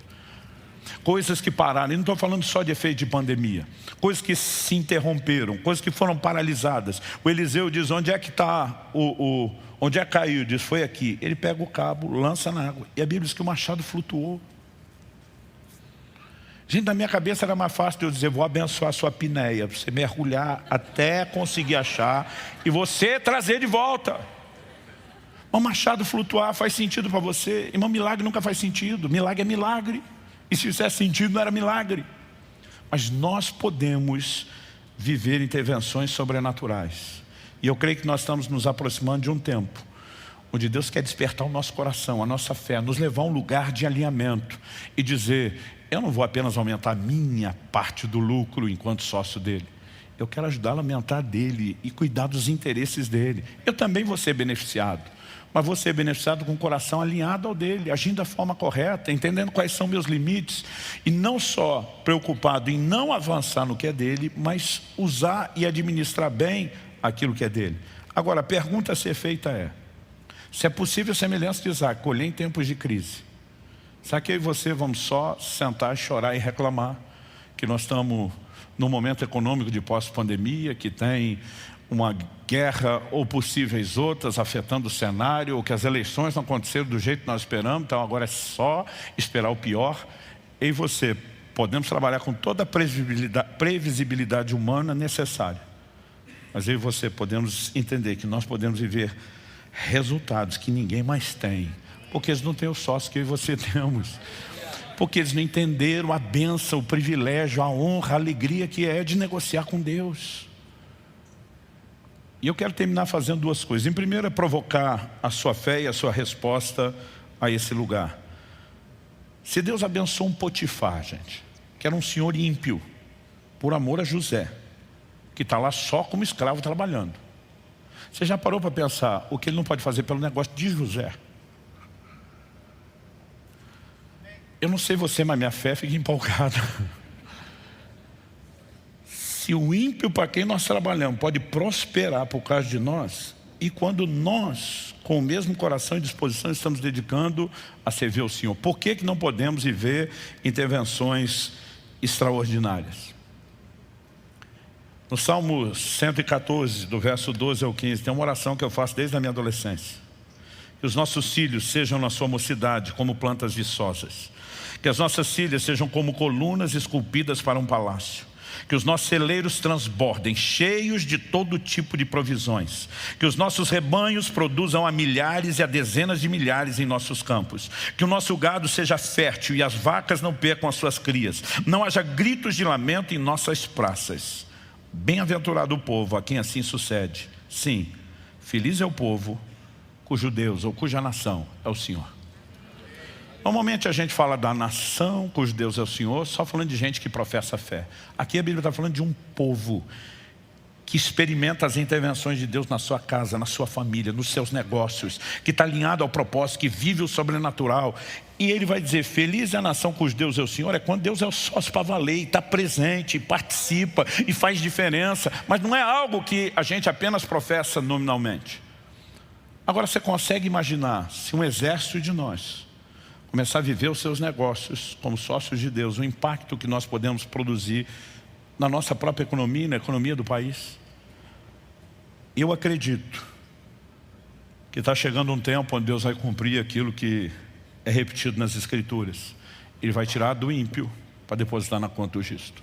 Mas não vai ser qualquer justo. Deus está procurando os bons mordomos. Deus está procurando aqueles que decidiram negociar com Deus, dizendo, se o Senhor não edificar a casa, em vão trabalham os que edificam. Se o Senhor não guardar a cidade, em vão vigia a sentinela. Inútil vos será levantar cedo, repousar tarde, comer o pão de dores, porque aos seus amados Deus dá enquanto dorme. Eu quero lançar um desafio para você. Eu sei que muitos de nós estamos em fases, estágios de maturidade diferentes. Nós temos aqui gente nova convertida, nós temos gente que está servindo a Deus há muito tempo. Nós temos gente que já tem um certo entendimento da palavra, outros estão ainda no início de um processo de aprendizado e discipulado. Gente que já teve muita experiência com Deus, gente que ainda não. O que eu estou falando não é para um grupo ou outro. Talvez a forma como cada um de nós podemos viver isso seja diferente. Até porque os propósitos não são iguais. Mas que nós podemos viver o sobrenatural, nós podemos. Como em Mateus 6, Jesus aconselha discrição, inclusive a respeito de como doar.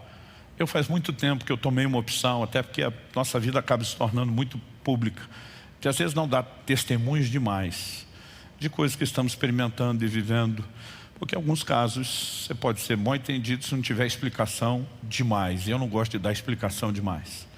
Mas tem sido tão precioso, tão extraordinário ver o que Deus pode fazer, a maneira como Ele pode prover recursos para que a gente coopere com os planos dEle. Eu acabei de voltar de 2 semanas em Portugal. Nós inauguramos a nossa alcance em Braga, no norte de Portugal. Eu fiz uma oração a Ti, Deus, eu gostaria de voltar. Entre outras coisas que eu quero fazer e ajudar esse trabalho lá.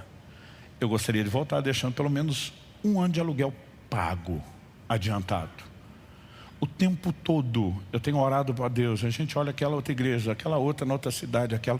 O que é que eu posso fazer? O que é que eu posso? E tem hora que Deus diz, eu quero que você invista nisso. E tem hora que eu falo para Ele, eu posso te pedir isso? Mas sabe, é gostoso demais você poder experimentar o tempo todo intervenções divinas. E eu voltei feliz que todas as metas dos nossos desafios, dos milhares de euros que precisavam ser deixados lá, foram deixados. Deus tem feito o tempo todo coisas extraordinárias. Eu falo para Ele, é top demais esse negócio, é muito empolgante. E eu quero te encorajar. Eu sei que o que eu falei com aquele agricultor naquela ocasião era uma palavra específica para ele, não era para todo mundo. Mas isso não significa que eu e você não possamos orar dizendo, Senhor, eu não alcancei a meta que é o suficiente para a minha necessidade, mas eu preciso passar da meta para ter além das minhas necessidades e transbordar e cooperar. A minha pergunta é, o fato de não ter uma palavra específica significa que sua fé não possa ser provocada por Deus e que você não possa buscar isso? Também não. Significa que a gente não pode garantir isso para todo mundo, no mesmo momento, de um único formato.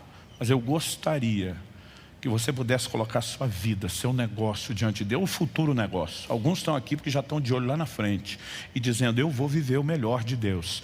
Minha hora está chegando, E eu creio que Deus está procurando esses parceiros, gente que dizem, que aceitam, eu vou negociar com o Senhor. Não há negociata entre nós. Nós vamos ser parceiros. Nós vamos fazer isso juntos. Nós vamos viver o sobrenatural. Eu tenho ficado impressionado. Um dia desse minha esposa, ela olhou para mim e falou, eu sou testemunha de tudo e ainda assim é difícil acreditar. Ela disse, tudo que o tempo todo você faz, que parece só vai prejudicar a gente, porque o tempo todo você está pensando nos outros. Ela disse, só nos leva a viver cada vez mais, a experimentar cada vez mais. E sabe, gente, esse negócio é empolgante. Eu gostaria que nós terminássemos tendo um momento de oração, dizendo, Senhor, eu quero viver essa emoção, essa honra, esse privilégio de negociar com o Senhor. Não tentar trazer o Senhor para correr atrás do meu negócio, fazendo o que eu quero, mas eu cooperando com o Senhor, entendendo a sua vontade, o seu propósito e vivendo o sobrenatural. Eu gostaria que inclusive você orasse. 2023, para muitos de nós, está uma caixa de surpresa. As coisas seguem melhorando, não seguem melhorando, e não estamos falando só do cenário nacional. Numa época de globalização, a gente é afetado por coisas que acontecem do outro lado do mundo e coisas que acontecem no mundo inteiro, como foi a situação da pandemia. Mas aí podemos viver algo sobrenatural. E eu quero que você possa colocar diante de Deus não só a capacidade de se alinhar com Ele, mas suplicar por resultados sobrenaturais. Mas à medida que eles acontecem, demonstre sua fidelidade dizendo: o negócio não é só meu, é nosso. O lucro não é só meu, é nosso. E deixa o sócio majoritário decidir o que ele quer. Porque muitas vezes não é só o que eu e você queremos, não é só o que eu e você achamos. Eu já tive momentos que eu estava orando para um projeto: Senhor, me dá recurso para pôr ali. E Deus diz: ali você não bota, você vai botar naquele outro. Não, mas não quero aquele, eu quero esse. Mas eu quero aquele. Ok, vamos te obedecer. E se eu e você formos fiéis, nós vamos viver isso de uma forma cada vez mais progressiva. Por quê? Vamos nos familiarizando com a direção dele. Nossa fé, a cada milagre que ele opera, cresce para experimentar outros maiores. E isso vai se tornando uma bola de neve, um ciclo progressivo. Eu creio que Deus vai levantar um exército de pessoas que vivam intensamente a liderança e o governo dele nos negócios. E eu fico feliz que sua fé esteja sendo provocada hoje. Nós vamos fazer duas coisas. Nós vamos orar. E nós temos um momento de oferta. Eu não quero misturar as duas coisas. Então, e também não vou falar muito a respeito da próxima. Mas eu quero que primeiro você ore consagrando a Deus tudo aquilo que você tem, tudo que você é, tudo aquilo que você sonha ou planeja. Talvez você esteja numa hora de uma decisão séria, importante, e vai ter que dizer primeiro se o Senhor quiser, vai ter que começar por essa parte, vai ter que alinhar a questão do propósito. Mas eu quero que você ore dizendo: Senhor, eu quero experimentar o sobrenatural. A Bíblia diz que Deus não faz acepção de pessoas. Cada vez que eu vejo alguém dando testemunho de algo que ainda não vivi, eu falo para Deus: também quero. Também quero. Eu, quando era criança, eu lembro da época que refrigerante como a Coca-Cola, se conseguisse beber, era só no domingo. O que a gente chamava de família era de 1 litro, que era para a família inteira. Então eu lembro que lá em casa, quando fazia divisão, era 200 ml, o copo 200 ml. Normalmente era o copo do requeijão.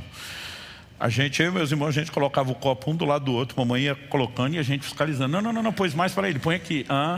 Não, e o outro falava: agora passou o dele. E aí mamãe tinha que fazer aquilo. Ninguém queria sentir menos que o outro. E eu falo para Deus: até hoje eu sigo o treino. Quando eu vejo o copo do outro mais cheio, eu digo: também quero. E eu e você precisamos acreditar que ainda que ele tenha propostas diferentes, propósito diferente, corrigindo, ele não tem um amor diferente.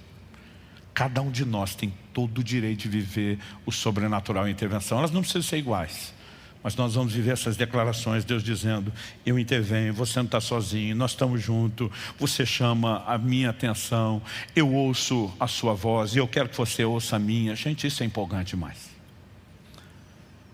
Eu quero que você realmente possa crer nisso e orar dizendo: Senhor, eu quero negociar com o Senhor, não mais sozinho. Por melhor que eu seja, mas com o Senhor. E depois de você fazer isso, nós vamos rapidamente ter um momento que é parte do nosso culto e da nossa adoração a Deus, que é uma oferta. Pai, que o Teu Espírito possa nos ajudar não só a entender, a perceber com a clareza que não seja apenas mental aquilo que a Tua Palavra nos comunica. Porque 1 Coríntios 2,14 diz que para o homem natural as coisas do Espírito são loucura, mas que elas se discernem espiritualmente. Nós clamamos por essa capacidade de entendimento espiritual, não só para perceber a coerência daquilo que a Tua Palavra apresenta, mas o desafio, a razão, por meio de um estímulo de fé que nos leve a viver e a experimentar o sobrenatural. E nós clamamos por isso em nome de Jesus. Romanos 10:17 diz que a fé vem por ouvir e ouvir a Tua palavra. Eu oro que nessa manhã possa haver, ó Deus, mais do que informação ou alinhamento doutrinário, que a fé seja despertada, provocada e ativada num novo nível. Mas acima de tudo, ó Pai, que possamos entrar nesse lugar de uma profunda sujeição ao Teu senhorio, ao Teu governo, à liderança do Teu Espírito Santo, e não apenas alinhar o nosso coração à Tua vontade e propósito, mas a partir disso vivemos as Tuas intervenções. Nós clamamos isso em nome de Jesus. Oramos também, ó Deus, por desafios que talvez o Senhor mesmo esteja gerando no coração de alguns. Alvos que precisam não só ser alcançados, mas ultrapassados, para que possa se transbordar, ó Deus, um investimento maior naquilo que é do seu interesse. Seja a propagação do Evangelho, como a provisão aos necessitados. Senhor, nós queremos caminhar contigo, seguindo a Tua direção, e precisamos ir além daquilo que são necessidades pessoais. Nós oramos por dias de rompimento. Nós oramos por um nível de prosperidade que não nos faça semelhante a uma represa, mas sim ao leito do rio. Que não haja acúmulo, mas que o tempo todo haja recursos entrando e saindo, sem parar de entrar e nem parar de sair. Para que dessa forma possamos cumprir a Tua vontade. Eu oro que nesse momento o Teu Espírito possa gerar aqueles desafios, aqueles estímulos que talvez sejam personalizados, a respeito de determinados alvos que podem ser gerados ou alcançados em oração, para que se faça mais para com o Senhor. Isso é o que só o Senhor pode fazer no coração de cada um. Mas nós oramos, seja aqui ou a partir desse momento, que haja sensibilidade à Tua liderança e à Tua voz, em nome de Jesus. Se você crê e concorda, diga amém. Se você recebe essa palavra, diga eu recebo, em nome de Jesus.